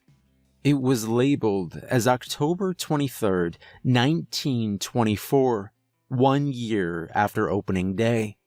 Even in his friendly park ranger uniform, his presence was so chilling that I almost missed her. Holding the hand of the old man was the teenage girl. She looked very much the same, but thinner and more gaunt. My attention was suddenly stolen by the cluttered clank of Graham approaching with his gear. Did he have a daughter? I asked, pointing at the photo of the old man. Graham leaned over to give a half-involved glance. Like I said, we don't even know his real name, he said with a half-shrug. He then walked over and hit the button for the elevator. His excitement was doing nothing to soften my growing anxiety over the photographs.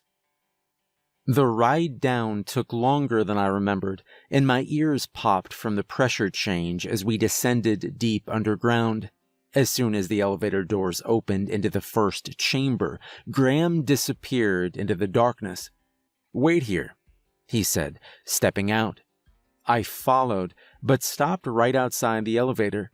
The dim emergency lights cast haunting shadows across the cavern walls. It was just enough light for Graham to navigate without his flashlight. I could hear nothing but his footsteps and the muffled silence of the stale cavern air. When he reached his destination, his footsteps ceased and the silence settled in. To my right, I heard a distant flutter and what I thought was a faint screech. A loud mechanical click signaled the lights turning on and filling even the deepest corners of the cavern with comforting light. Graham returned, and with a wave he ushered me to follow him. "All right, let's start this private tour," he said, heading right in the direction of the eerie sounds I'd just heard. "There's no creaky plumbing down here, is there?" I asked, remembering the sink in the old house. "Nope. All creaky sounds are natural cave occurrences," he joked. At least, I hoped he was joking. I followed him anyway. The walk through the main chambers and less traveled paths was long and filled mostly with small talk. Graham lamented on the fact that reopening wasn't guaranteed, despite the money they spent on the remodel. He truly loved the caverns and couldn't see himself doing anything else. "People would die for this gig. I realize how lucky I am to have it," he said with a tinge of real sadness. It became obvious that we were reaching the end of the modern map because the light started to stagger more with longer distance between each light. The fixtures themselves were older than the rest, and some were entirely out, creating breaks of darkness in the already dim cavern. Each time we reached an old iron gate, he would search a massive keyring for the one out of dozen keys that would open it. Eventually, the lights no longer lit our way, and he switched on the lamps and handed me a helmet. "I probably should have given you this earlier, but these low ceilings make it a necessity now," he said with a smile. I followed behind him in a half-crouch as he pointed out interesting geological sites that had been hidden from the public for decades. I noticed that some of the cave walls were starting to display that same dark red and blue mineral veins as the crystals I'd collected from their chamber. "What's that?" I asked, pointing to rune carvings I recognized from the room below the motel. "No idea what it says. Old-timey graffiti, I guess," he assured me. As the ceiling and walls seemed to close in around us with each step, the warm air seemed thicker as well. I felt as though it was getting difficult to breathe, and my back was starting to ache from the unnatural posture. Graham must have sensed my discomfort. "It opens up a little bit further ahead. We're almost there," he said, trying to comfort me. He was right, and as soon as we reached the next chamber, the air seemed to grow colder as well. The floor that had until now been paved with a gripping cement had given way to the cavern's natural floor, a slippery surface that felt very much like sandstone. "I present the Gulch," he said, while grabbing a hold of my jacket to prevent me from passing him. He switched on a very bright lantern and lit up the enormous room. My breath left my lungs as I noticed why he'd grabbed a hold of me. The steep drop-off was only a few feet ahead, and it was more of a cliff than an incline. It dropped down maybe 20 or 30 feet into a lower tunnel that led into further darkness. "How do we get down?" I asked, leaning forward to get a better look. "We don't. Tour stops here. If we so much as sprained an ankle, we're pretty much done for. No cell service, nobody knows we're here, and nobody will come looking for weeks. That level of irresponsibility would cost me my job." he said, finally serious. But his adherence to the rules went out the door when we heard that haunting sound. A faint cry echoed out from the darkness past the gulch. "Do bats make it down this far?" I asked, my voice shaky and afraid.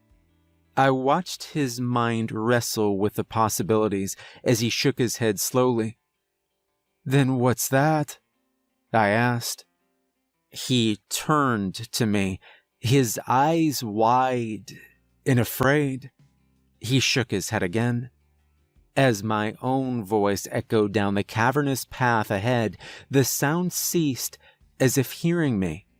In those brief moments of silence, when we still shared a doubt that we'd heard anything at all, I could feel him pull my jacket to lead me back out. But then we heard it. "You've returned?" asked a voice from the distant darkness. It sounded like an echo without a voice to reflect. I could feel Graham's body tense and stiffen with the acceptance that what we heard was very real and not from our own imaginations. "What have you brought me?" It called out, vulnerable and afraid. "Nobody should be down here. How'd you get down here?"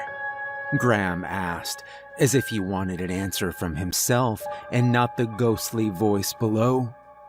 There was a moment where neither spoke. It was as if both of them were working out what to say next. "Who's up there? Please help," it said, the voice now small and almost childlike, more vulnerable than before.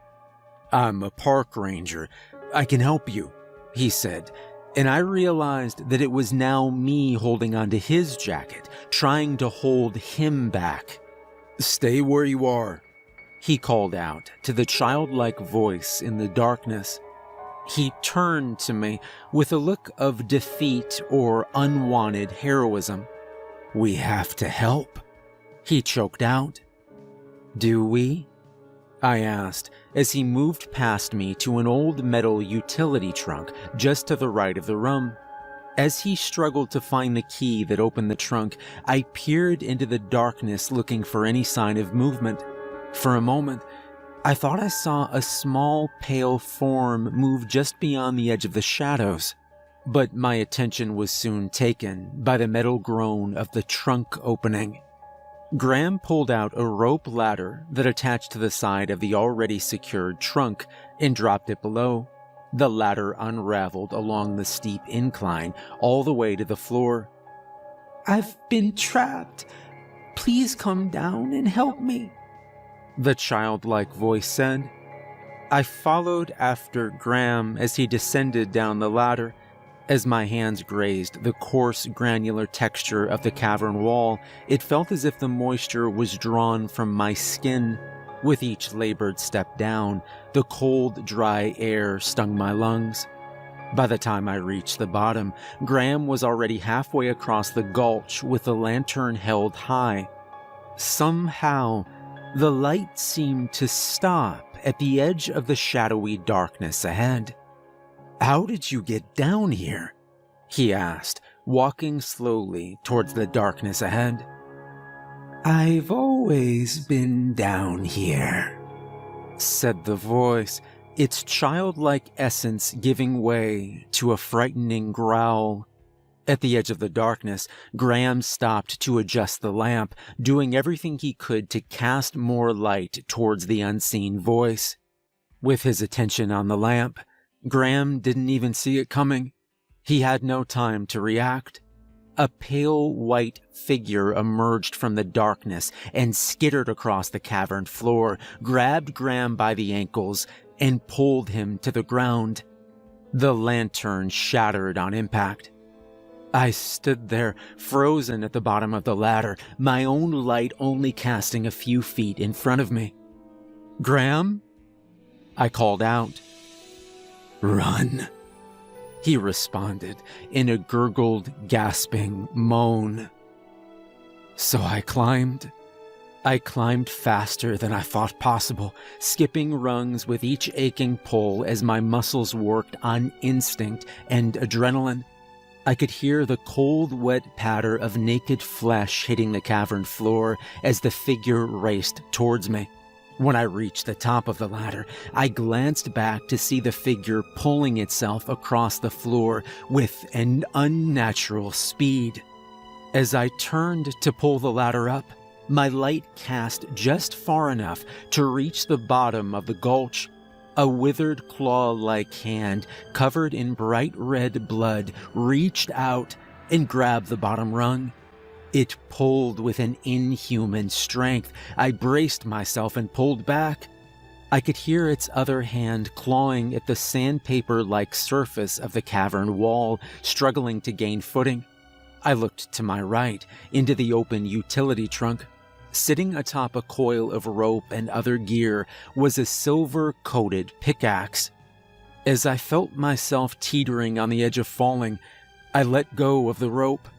I grabbed the pickaxe, and in one fluid motion I swung hard, severing one side of the rope ladder. But still it climbed, the shriveled torso of a ghost-white child covered in Graham's blood. It looked up from below with soulless black eyes. There was no fear, only hunger. From its waist hung long strips of withered flesh and mangled bone, what I assume were once its legs. The creature made it halfway up the ladder before I swung again, fraying the remaining side of rope. The creature did not slow, undeterred by my pickaxe. My mind raced as I considered my next swing, the rope or the creature. I wasn't sure if the next blow would cut the rope, but I was even less sure that I could kill whatever it was that was climbing. I swung. The rope snapped, and the ladder fell below. The creature slid back down the incline, hitting the bottom with a sickening, wet thud. I waited with bated breath. As I listened for movement, I called out hopelessly into the darkness. "Graham?" "He is no more," said the voice from directly below. I swallowed hard and held my lantern over the edge. As the shadows crept back, they revealed the creature below. I expected a crumpled, broken mess from the fall, but instead, there it was, staring up at me, unfazed. Though its resemblance to a human was slight, I could see aspects of the family in its emotionless stare and pale, waxy skin beneath wet red blood. The naked figure was child-sized, but its limbs and features were distorted, odd, and long. Its bulbous, veiny head held two bulging black eyes with thin lips that barely restrained sharp, jagged teeth. It looked as though it may have been human at one time, but its form now was nothing more than a legless, emaciated ghoul with dry and withered skin. Its few remaining strands of hair were matted down with wet blood.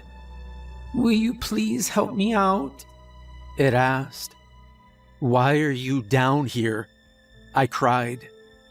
"They took my legs and left me to rot," it said, with its shark-like eyes locked on mine. "Who?" I asked, already knowing the answer. "I gave her the gift, but she turned on me.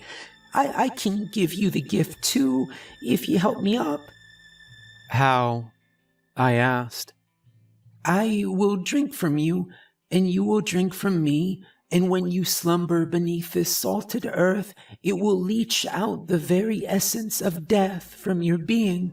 We can live here together, forever. But each night you will follow me here, and we will die beneath the crystalline earth, only to wake at night, revived by the salted soils," it said, digging its claws into a patch of loose, gravelly sand. My fingers tightened around the pickaxe.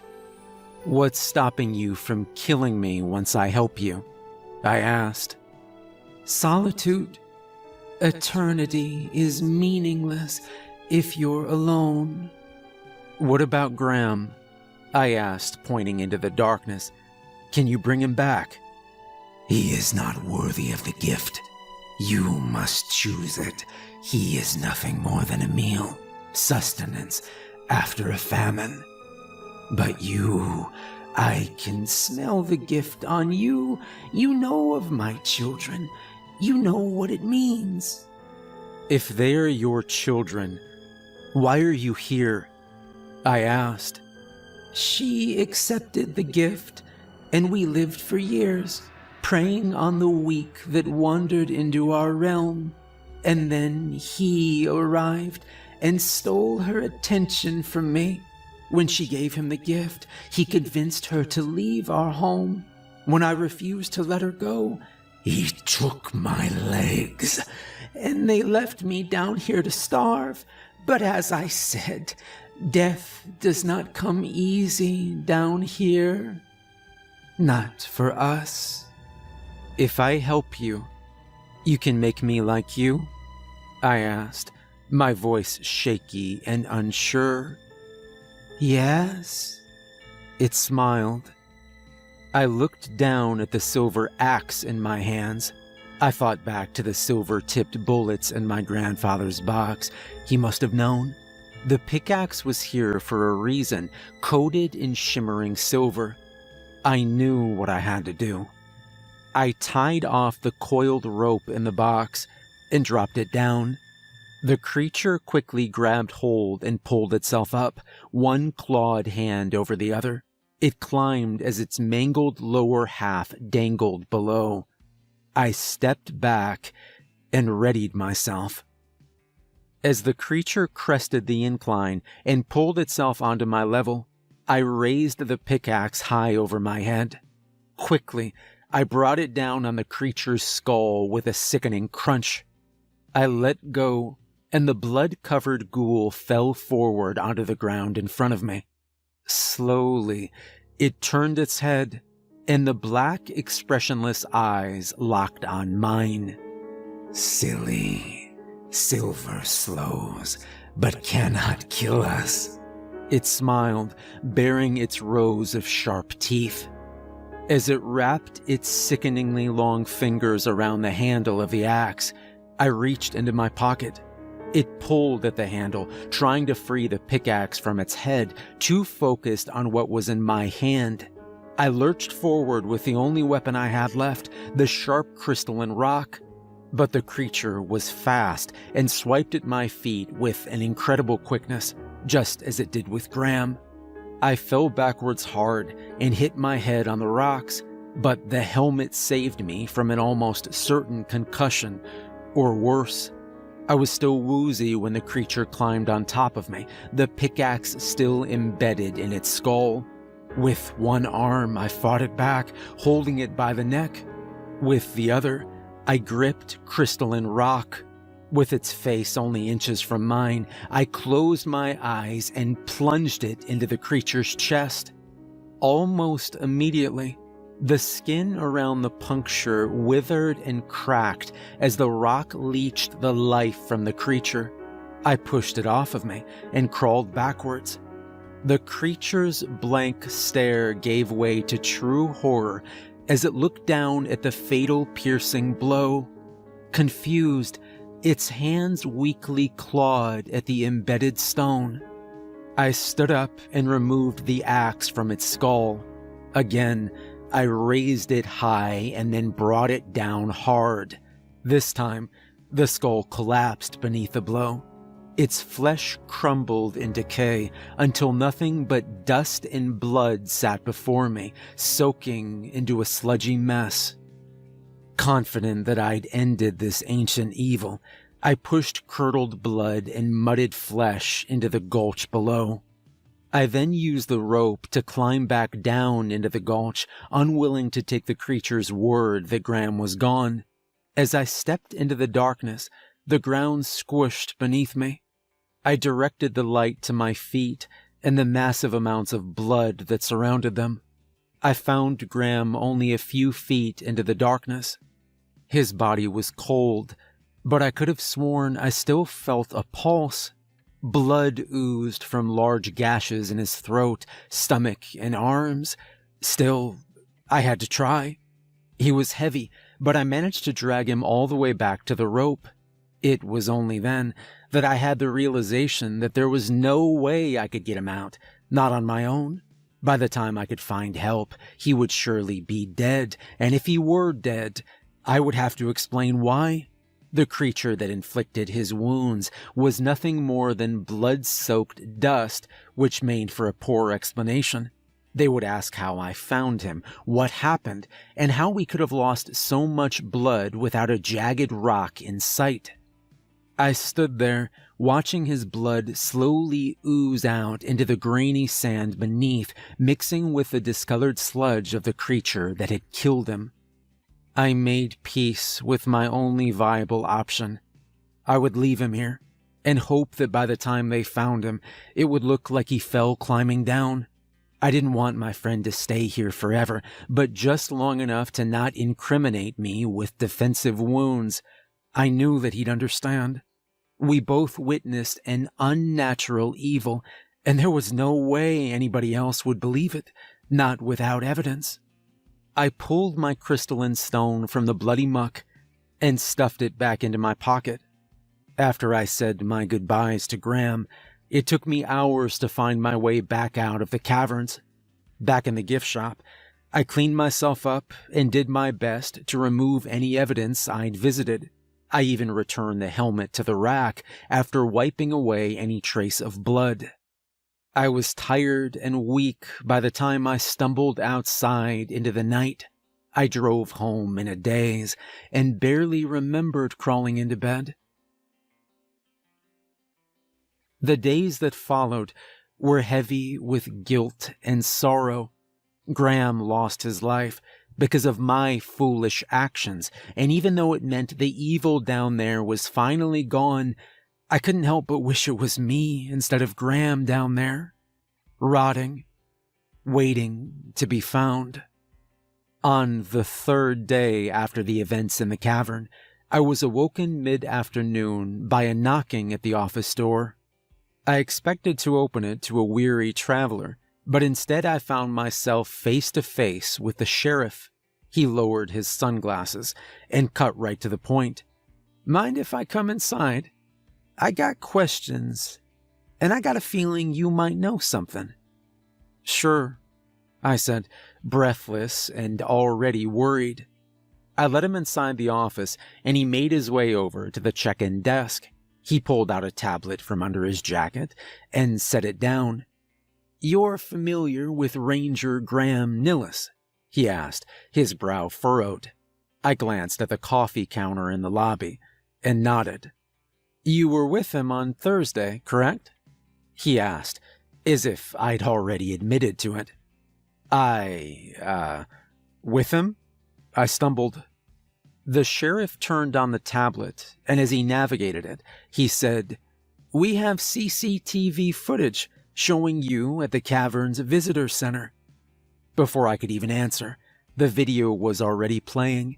I watched myself walking across the parking lot and waving to a smiling, still living Graham.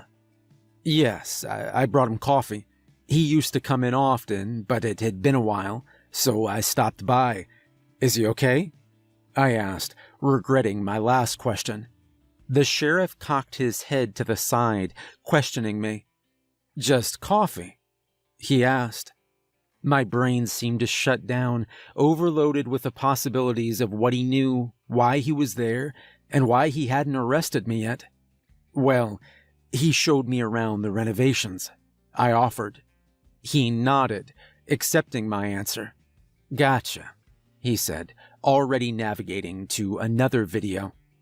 "Is there a problem? Did he get in trouble?" I asked, feigning ignorance. "Well, there is a problem. Not that you did anything wrong," he said, in an almost apologetic manner.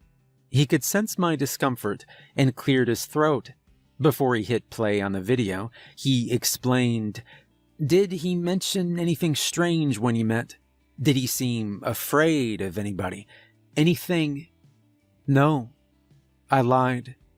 "So, after you left, he missed his rounds. We believe he slept in the center that evening, which isn't illegal. He has late nights and early days, I get it. But when he did emerge later that night, well," he said, hitting play. I watched the grainy video fast forward until the door to the center opened. The sheriff then slowed the video, and I watched as Graham staggered out of the visitor center, still alive. I bit my tongue to hide my surprise. "Notice that he's possibly impaired," he said, pointing to Graham as he stumbled across the parking lot. "We think he may have hit his head while, well, I don't know," he added. "Is he okay?" I asked, with genuine hope. Without answering my question, he asked another, "Do you recognize this car?" I watched as the familiar old station wagon pulled into the parking lot. I was too shocked to answer. The family had returned, almost 4 years too early. I watched as they pounced on Graham, but they didn't hurt him. Instead, they dragged him to the bed of his own truck and tied him down at the ankles and wrists.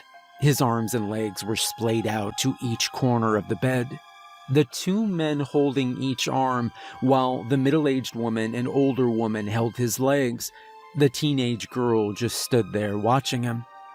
And even though the footage was grainy, I swear I could see somebody else watching from the car window.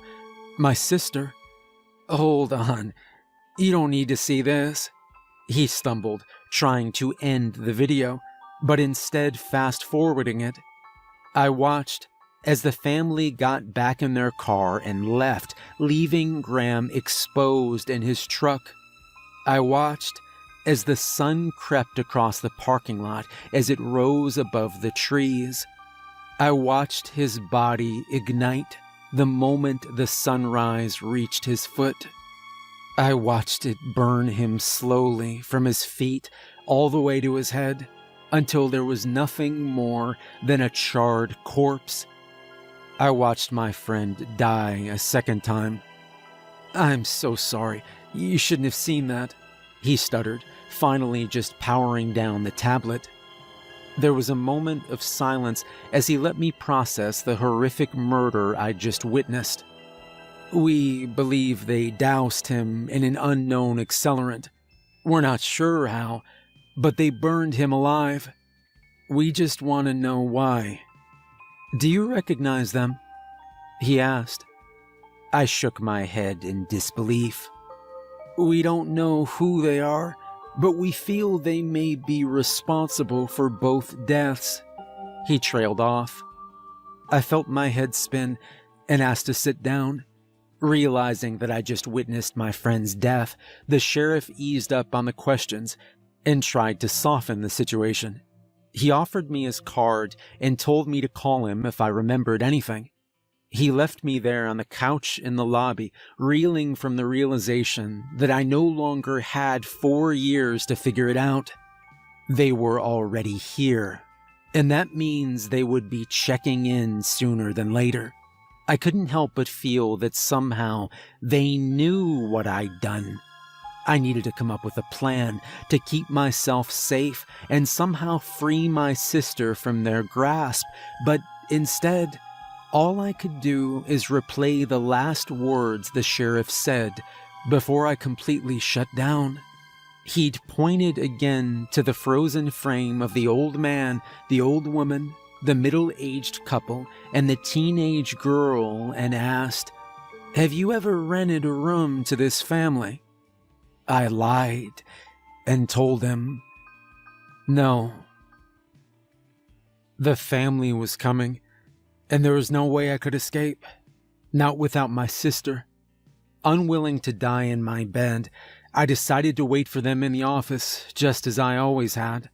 The revolver rested neatly on my lap, and the coffee pot brewed in the corner. I considered collecting the crystalline rocks beneath the room to fashion some sort of weapon, but I feared they would notice their absence and act before I could. I still had the one that ended that ravenous fiend in the caverns, but there was no way I could dispatch all of them in the same manner. Not like that. They were never alone. So I sat in the office, plotting their demise and fighting the overwhelming urge to sleep. It was sometime after midnight when they arrived. Despite the unlit vacancy sign and the empty parking lot, they pulled in as they always did, parking right outside their room. The middle-aged man was the first to exit from the car, rushing to the door with a restrained urgency. The middle-aged woman followed behind. When they found it locked, both stood at the door. In unison, they turned towards the old man as he stepped out of the car. There he was, the park ranger from the photos, with the same haunting stare. The three exchanged knowing glances, then turned their attention to the office. To me, I gripped the revolver tight and watched as the old man opened the back door of the station wagon. When he stepped inside, a dark figure emerged. For a moment, it appeared as a walking shadow devoid of light, but the truth was more horrifying than that. The teenage girl, covered head to toe in fresh blood, stepped into the parking lot of my motel. On the other side of the car, the old woman emerged. The teenage girl stood facing my direction for what seemed like an eternity, waiting for something. I realized all of them were looking directly at me. The teenage girl moved first. She turned back to the car and reached inside. When she turned back to me, she was holding my sister. It was the way that she held her in her blood-soaked arms that I could tell this was a threat. The old man broke from the group and walked towards the office. Behind them, they all stared. I took a deep breath and readied myself for what I had to do. As he approached, he glanced up at the old sign that hung above, "You're always welcome." He grabbed the knob and turned it, and when he opened the door, he smiled. It was the same fake smile I'd seen 100 times. He then removed his hat and entered. "Hello. We'd like to rent a room, please," he said. I sat there in disarmed shock. I was unsure of what to do next, but my instincts took over for me. "Okay," I said, surprising even myself. I turned to grab the key hanging behind my desk and once again got a glimpse of the teenage girl. Her eyes were still locked on me, and my sister was still gripped tightly in her arms. "Here you go," I said, swallowing the lump in my throat. He took the key with a polite nod and walked casually out of the office. I watched him join the family and head directly to the room. With an unnerving sense of normalcy, he opened the door and entered. The rest followed in a straight line, except for the teenage girl. She put down my sister, who then ran into the unlit room behind the others. The teenage girl remained. She watched me through the window with an unnerving gaze. I only looked away for a moment, but it was long enough for her to disappear. Immediately, I reached for the phone. I had lied for too long and brought pain and despair to everyone around me. I pulled the sheriff's card from my pocket and dialed. He picked up after one ring. "Sheriff," I whispered. You again. Did you happen to remember?" "They're here," I said, cutting him off. There was a moment of silence. "The motel?" he asked. "Yes, same room. There." The line went dead. I dialed again. No answer. I gathered my thoughts and tried to work out a plan. I had to figure out a way to separate them from my sister. I needed to get her alone so that we could escape together. Monster or not, she was still my only family. I'd only gotten as far in my plan as I need to get her alone when I heard the car approach. The red and blue lights flashed in the distance as the cruiser approached at a very high speed. However, the moment he hit the parking lot, he killed the lights and slowed to a crawl. I watched him park too close to the family's station wagon. Then, again, he was the only other vehicle in the parking lot. There was nowhere to hide. I went to the door, revolver in hand, and peered out through the window next to it. With one hand on the knob, I waited for him. Again, he stayed in his car for an uncomfortably long time, his sense of urgency seemingly lost. I then realized he was probably calling in support, but I thought wrong. Instead, he opened the door and with a casual saunter, he made his way to the family's room. "No," I said in a hoarse whisper. I opened the door to warn him, but before I could get out a word, he knocked. He waited, then opened the door himself and went inside.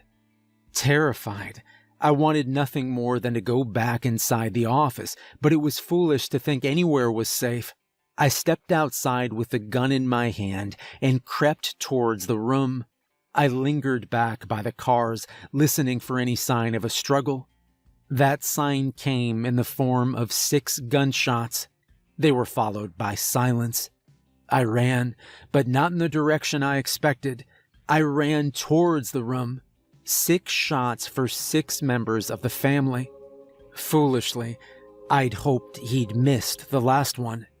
"Stay where you are," he said from inside the room. I pushed open the door and stumbled inside.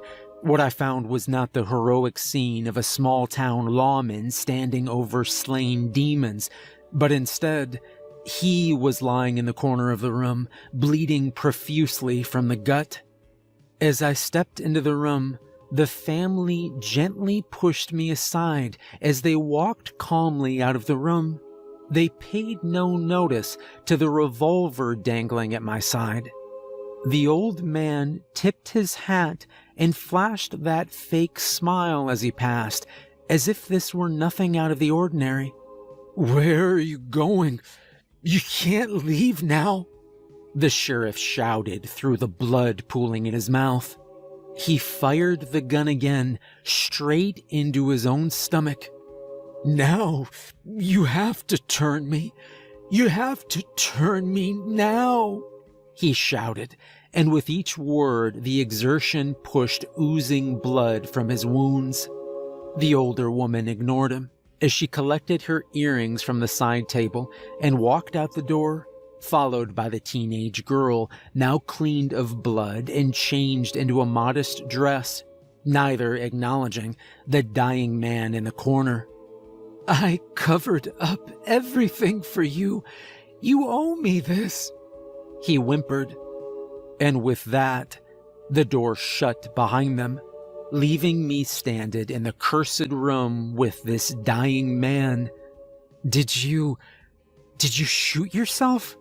I asked.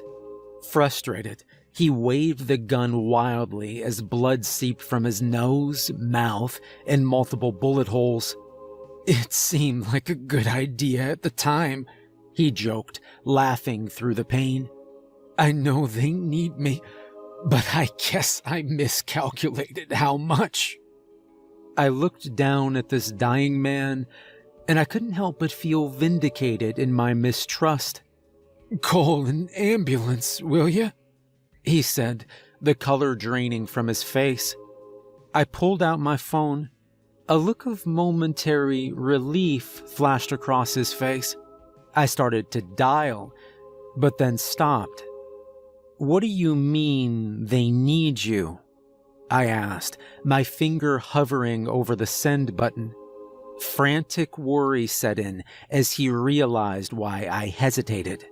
Oh, cut the shit. We both know what they are. You don't have to lie anymore. You helped me find him. We both want the same thing, you and I. He sputtered. I don't think so. What did you do for them? I asked. He laughed in disbelief. Really? Did you ever wonder what happened to the bodies once they were done with them? The ones they didn't leave on the side of the road for me to handle? I shook my head. It's your property. It's big, but not that big, he said, realizing that I didn't know. Where? I asked, thinking about all the off-limits places my father had restricted us from. Dangerous sinkholes, the old septic tank, the open caves. My parents would never, I said, knowing it was a lie. Your parents, maybe, but the old couple that ran this place did every damn thing they were asked, and look what it got them. I shook my head, tears welling in my eyes. It got them their little girl back, he said weakly. I stood over the dying man, my whole world coming down around me. I knew the answers, but I still wasn't ready for the truth.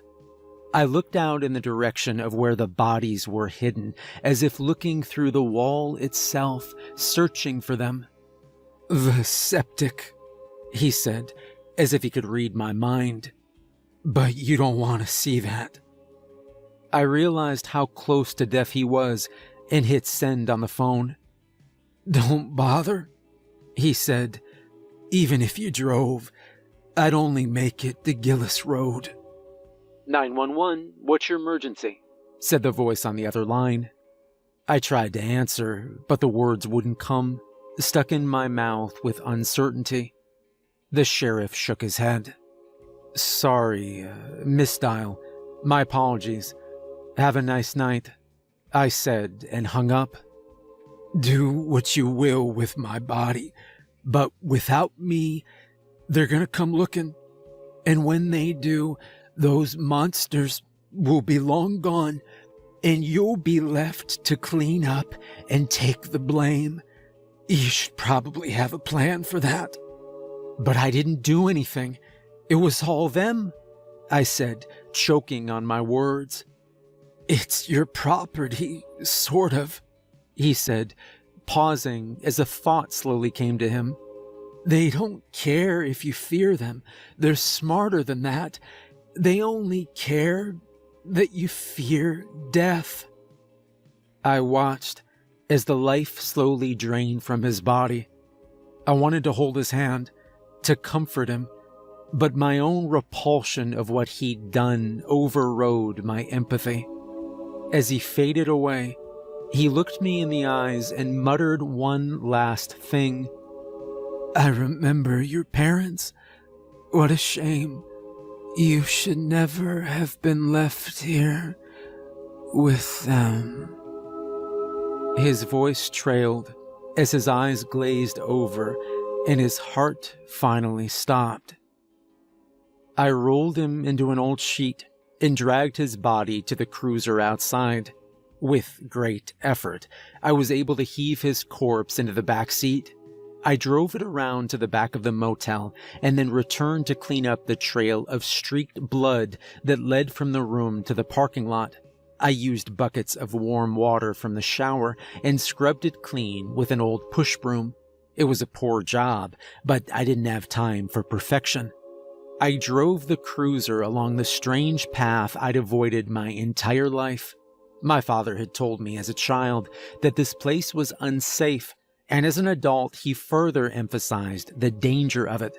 This is where he took old rusted propane tanks that had sat for so long the sulfur smell had faded into a deadly absence. This is where he disposed of waste that was unfit for the burn pit. This is where he said that if I ever wandered into, it would cause everlasting harm.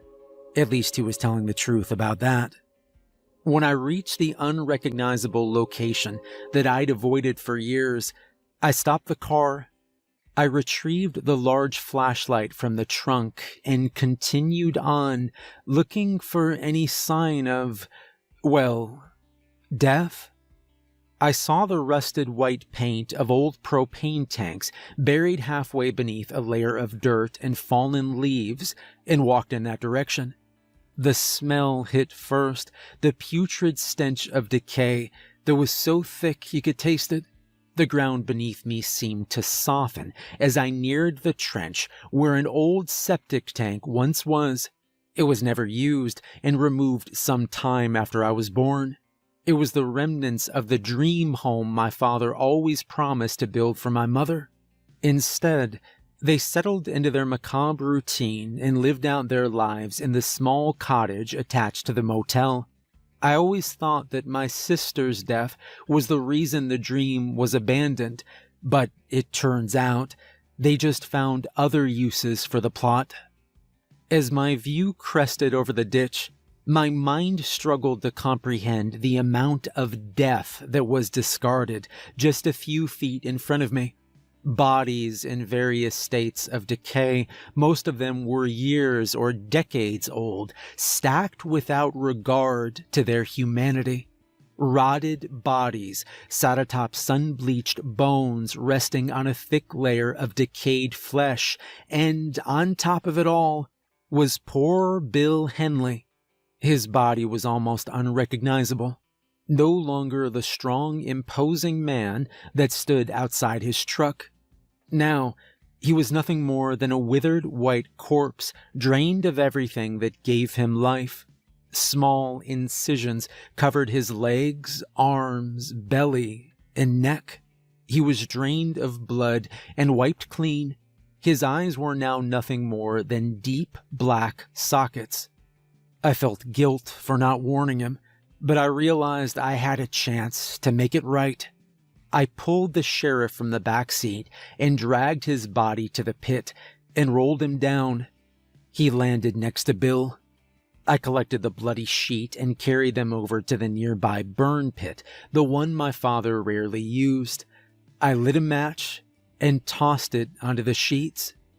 As I watched the flames consume and burn the bloody sheets, I laughed at the futility of burning evidence when I had a pit of dead bodies only a few feet away.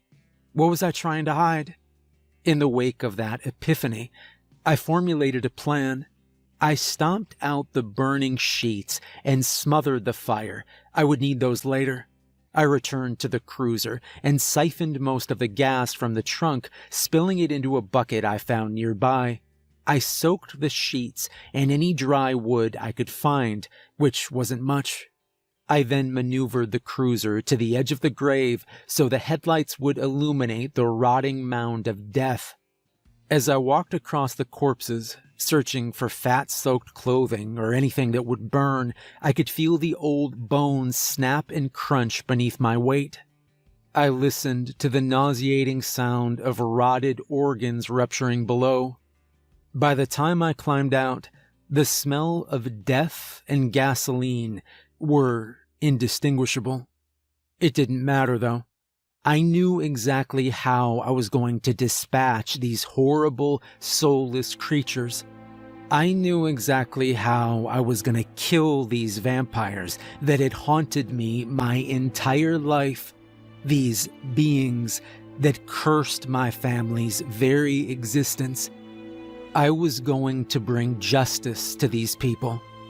I was going to murder every last one of the family, except, of course, my sister. Red blood seeped into the clean white towels sitting where the sheriff took his final breath. It smelled of rusted iron and musty linen. It was an odd feeling to stand in that empty motel room where decades of untold carnage had taken place, so close to where I spent my life. Somehow, though, it still felt like home. In all my years of emptying the ashtray and replacing their unused sheets, I never lingered for longer than I had to. In the back of my mind, I believe I'd always sensed the evil beneath the floorboards. But now, I had all the time in the world to linger. I was waiting for their return.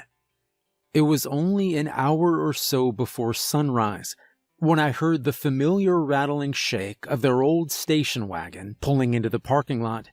I gathered up the towels, stuffed them into my cleaning cart, and did my best to remain small and invisible when the door opened. The old man was the first to enter. He greeted me with that eerie fake smile. The others followed in after. I pushed my things aside and waited for my chance to exit. The teenage girl entered last, holding the hand of my sister. They continued about their business as if I weren't even there. Most of them headed straight to the bathroom, where I heard the trap door open to their lair below. The old man stayed behind and lit up a cigarette and then offered one to the old woman. She turned back from the bathroom and joined him at the table. My sister, on the other hand, immediately turned on the old television. She stood in the center of the room and watched as an old black and white Western movie began with a shot of the sunrise. With the old couple paying no attention to me, I leaned in and whispered to my sister. "I think you left this," I said, pulling the photo of her and I from my pocket. She broke her gaze from the cowboy on the screen and glanced at the photo. She took it from my hand. "I have the other half if you want it, with Mama and Papa in it," I said, looking over at the old woman who only spared me a passing glance. I lowered my voice even more. "I can bring it to you in a few hours, but you'll have to wake up early." She glanced at the curtains covering the window and the world outside. I tapped at the backside of the photo. She turned it over. I had written the words, "If you are alone, I'll protect you," in red ink. She nodded. I left and returned to my room. I did my best to sleep for the next few hours, but I was constantly awoken by horribly vivid nightmares that reflected my current maddening reality. When the alarm went off, I'd already been awake for an hour. I crawled out of bed and forced myself to eat something. With such a heavy sense of impending doom, I found it difficult to focus on the menial tasks like brushing my teeth. Too anxious to think about anything else, I checked the family's room, cracking the door slightly and peeking in. It was empty, except for some lingering smoke that danced with the dust and the sunbeams. My sister was still asleep beneath the floorboards. I used this time to walk back out to the septic tank where I lit the gasoline sheets and fat-soaked clothing in the burn pit.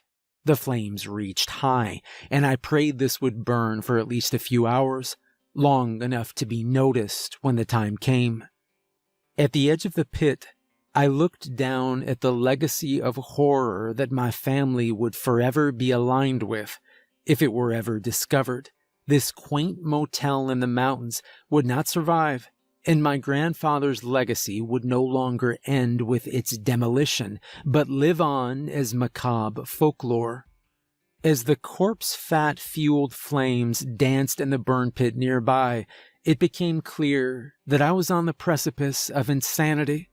My plan was little more than a half-baked assumption that I could somehow defeat beings that had lived over 3 of my lifetimes, but it felt as if I had no other choice. So I collected every single tank of propane that would fit into the cruiser. I stacked them floor to ceiling in the back seat, with a few more on the passenger side seat and floor. There was just enough gas left in the tank to make it back to the parking lot. Even sputtering on fumes, I was able to coast into a spot near the family station wagon. The sun was low in the sky, and daylight was waning. I checked the room again, knocking lightly as I entered. I slipped inside without opening the door wide and found my sister sitting on the bed, shrouded in the darkness of the heavy blackout curtains. I produced the photograph of my parents from my back pocket, and I handed it to her. "Do you still want to leave?" she asked. "Yes, but I'll make sure you're safe." They won't trap you in those caves. I promise. They think you changed your mind. Master said you're too afraid to leave this place, that you're weak and insignificant. Master said that you are nothing to fear. Master's wrong, I said, pulling the comforter from the bed. The light was low, but it was enough harm for her pale, fragile skin. I'd seen how quickly it engulfed Graham. I knew how little it took to kill them. I had my sister lay on the bed and wrapped her in the comforters. I tucked in every last corner and picked her up, holding the seams close to my body. I carried her to the office as fast as I could. Once inside, I took her behind the desk and I told her to hide. The window shades were already drawn, but she remained covered, hunkered down behind the check-in counter. Do not move until I return. Do you understand? I asked. She nodded. I sprinted back to the room as fast as my legs would take me. The sun was now setting, and I only had a short time before the family would wake. I remade the bed with the comforters from next door and smoothed them out as if they would even notice. With everything back in place, I returned to the cruiser and dragged each tank into the room, one by one. I took the heaviest ones first and opened the valves wide. Some hissed violently, while others were a low, breathy whistle. The faded odor of sulfur was faint with age, and I barely noticed the scent. With the last tank open, I sealed the door shut and shoved wet towels at the base. I set a timer for sundown and hurried back to my sister. I found her huddled beneath the comforter, with both photos in hand, holding them together as one. She looked up at me with sad eyes. I wish I never had to leave. I miss being a child, she whimpered. The statement itself sounded so odd, coming from such a little girl. Do you remember why you left? I asked. She nodded. Mother said it was the only way. She promised to always be waiting, though. She lied.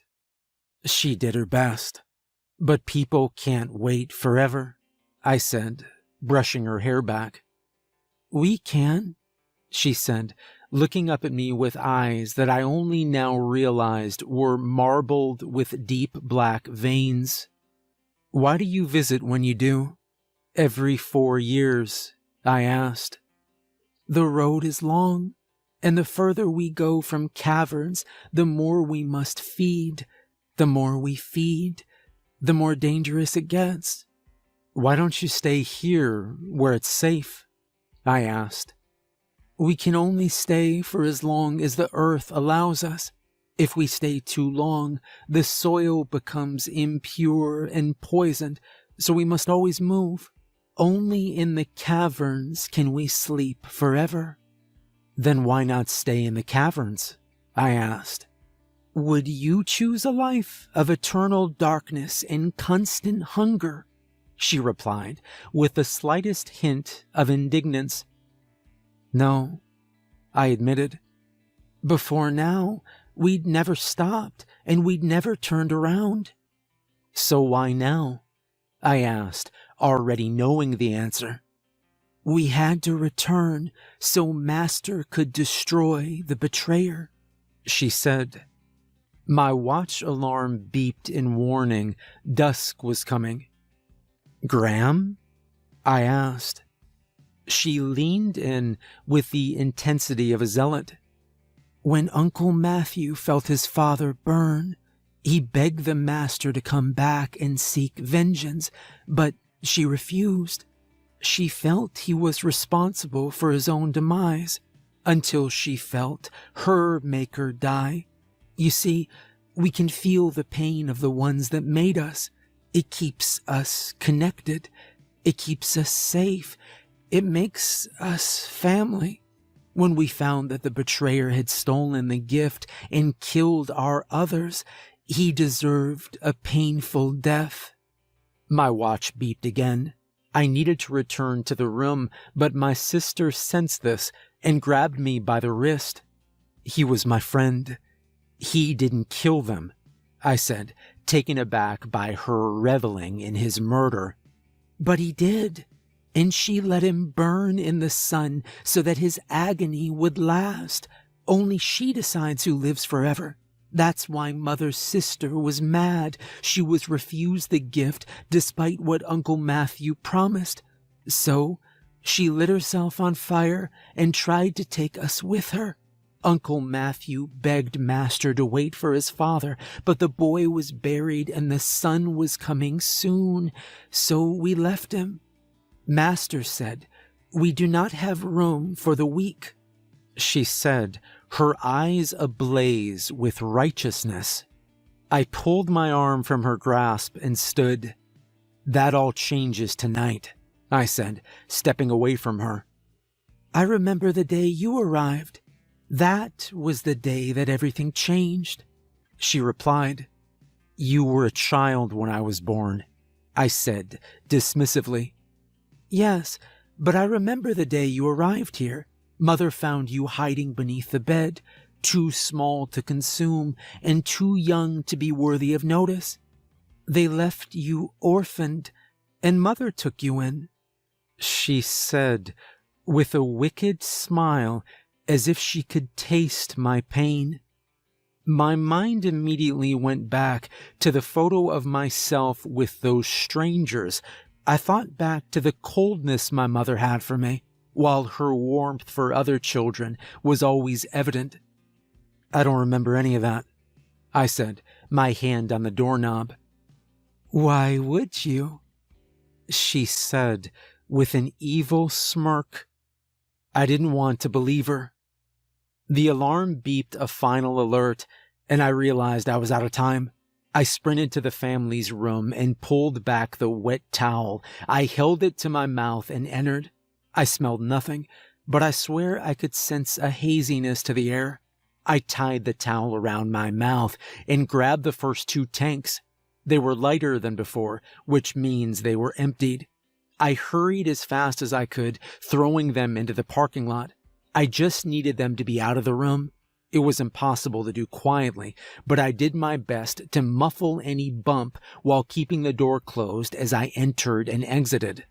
While it took me a half hour to fill the room, it only took me minutes to empty it of the tanks.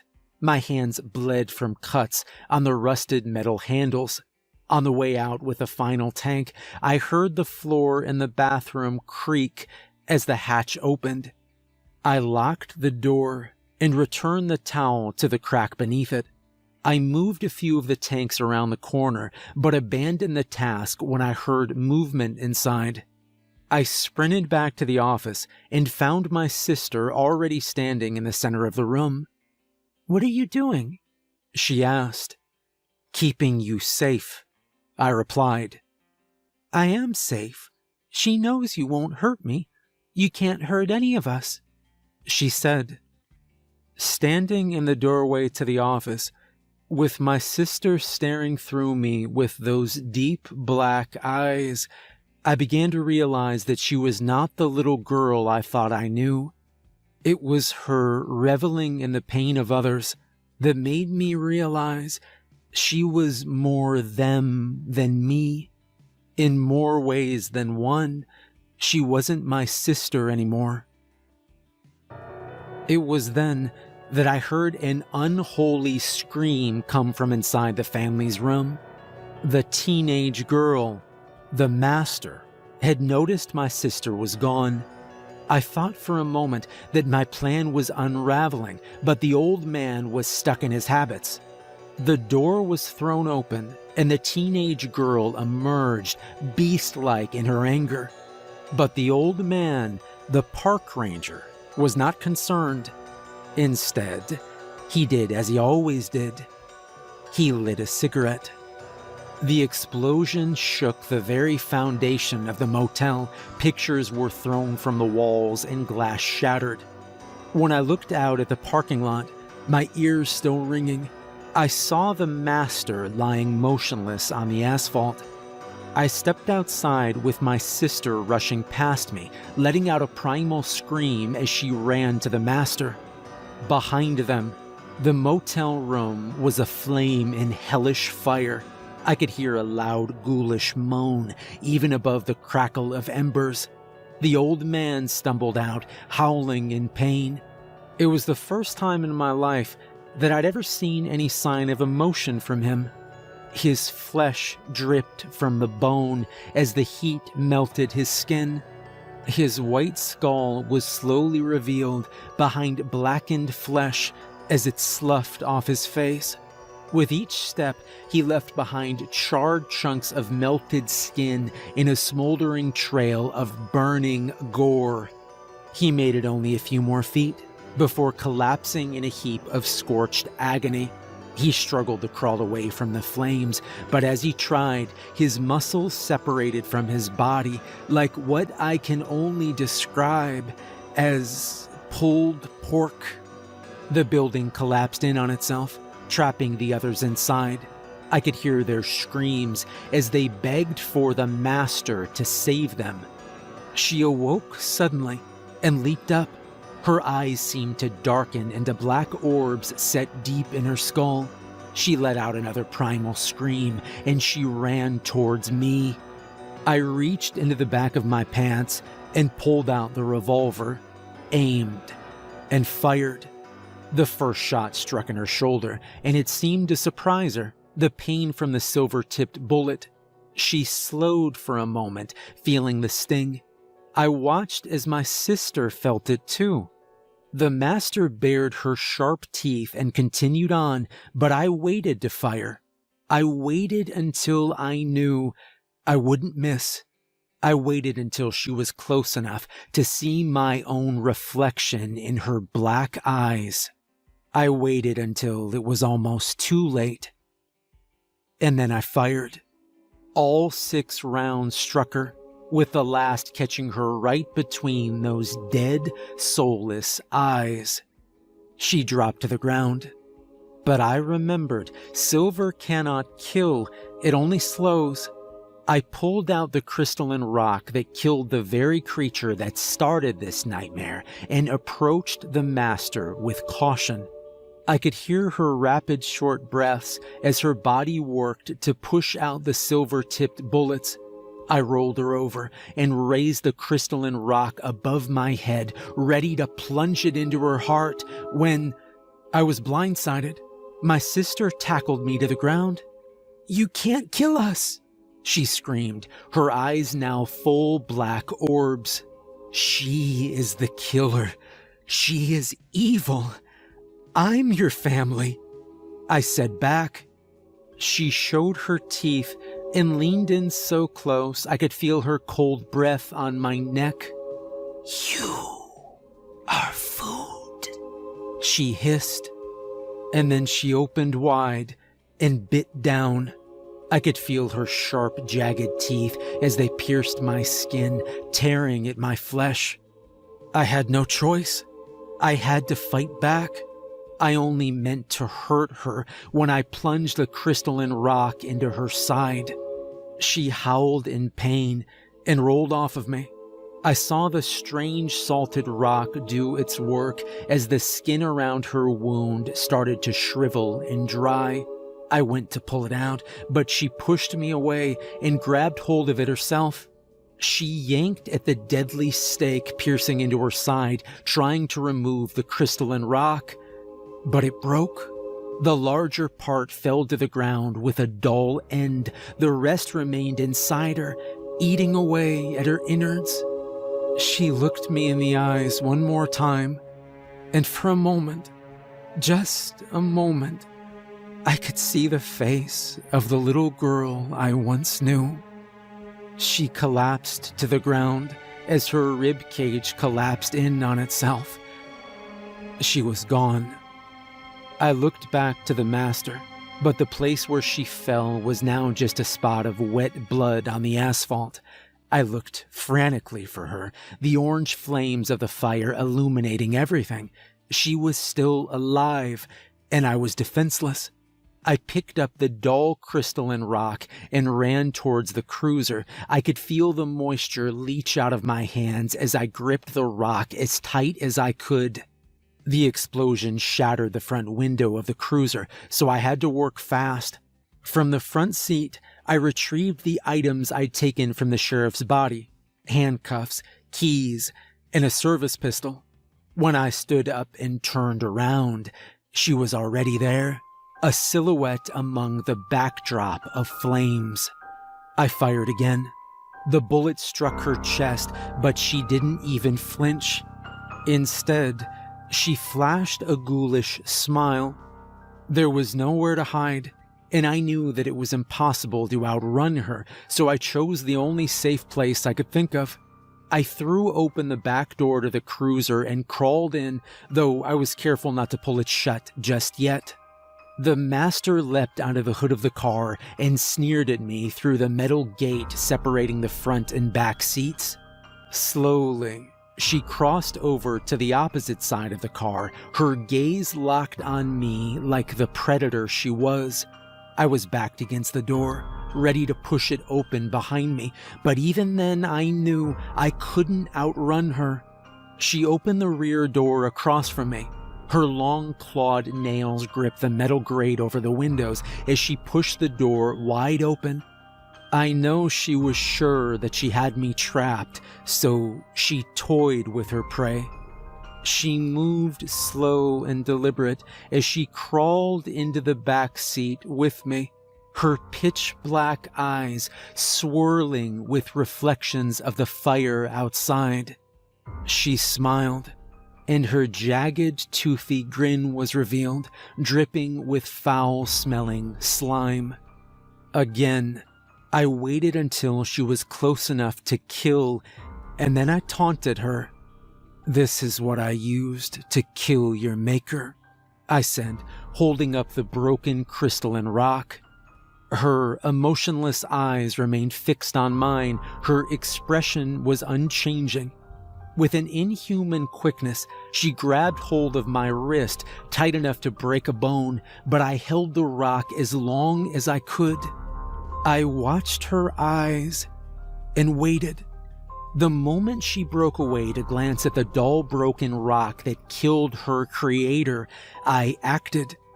With my free hand, I slammed the handcuff link onto her wrist. She squeezed tight with retribution, and I could hear the bones snap. I dropped the rock and kicked backwards. I tumbled out of the cruiser and into the parking lot, hitting the asphalt with a sickening thud. She then leapt at me, but fell short, unable to break free from the handcuff that I'd secured to the metal dividing grate inside. I kicked the door shut and then ran around the vehicle as she yanked at the handcuffs. I slammed the other door shut. With her free hand, she tried to open the door, but found it locked from the outside. Slowly, I stepped away, watching the violent flurry of movement as she struggled to break free from the restraints.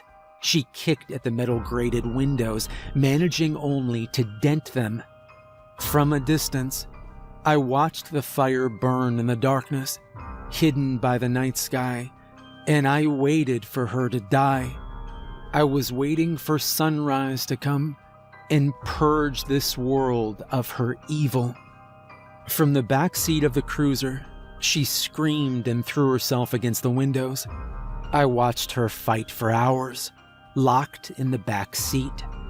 Eventually, she even resorted to gnawing off her own hand. Thick, black blood spurted from her wound, spraying the glass and obstructing my view inside. As the sun crept over the trees, she stopped fighting. I wasn't sure if she accepted her death or just expended the last of her murderous will to live. I expected her to scream as the sun took her body, but she did not. I watched as the flames inside the vehicle licked at the blood-spattered windows, and I knew that she was dead. Just as Graham's body became a charred black husk, So did that of my sister and the old man. The master, though, she burned so hot, nothing but dust remained in the back seat of the cruiser. As I stood over the corpse of what I now knew was never my sister, I realized that I was no longer linked to this hellish place. I was free of the tether of this bloodline that kept me here, burdened by a sense of loyalty to a family that was never mine. I emptied the safe of the blood money that was meant to maintain this motel forever. There was no longer anything that held meaning for me here, so I watched as the flames leapt from room to room, and eventually the office and the cottage itself. The smoke from the septic tank burn pit still billowed thick black smoke, and I hoped that whoever came, it would draw their attention there. I hoped that finding those bodies would bring closure to the families who lost their loved ones to the dead roads. I hoped that those bodies would be the last. I hoped that I had actually ended it tonight. I hope that after hearing my story, you'll understand. I hope that if you ever meet a family that seemingly never ages, you will know what they are and know that whatever they promise, you will never be a part of their family. I left in their old station wagon with nothing but a duffel bag of old bills, no longer bound to the motel by a legacy of blood. As I passed the fire engines on the way down the mountain, I thought to myself, the family may have been able to live forever, but until now, I had never been able to live at all.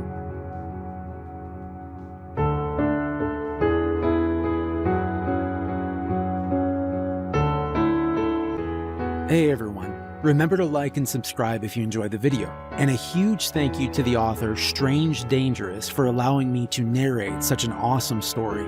Make sure to check out more of their work, there's a link in the description. If you'd like to support me further, there's a link to my Patreon in the description, and remember, if you come across a family of vampires, don't try to become one of them.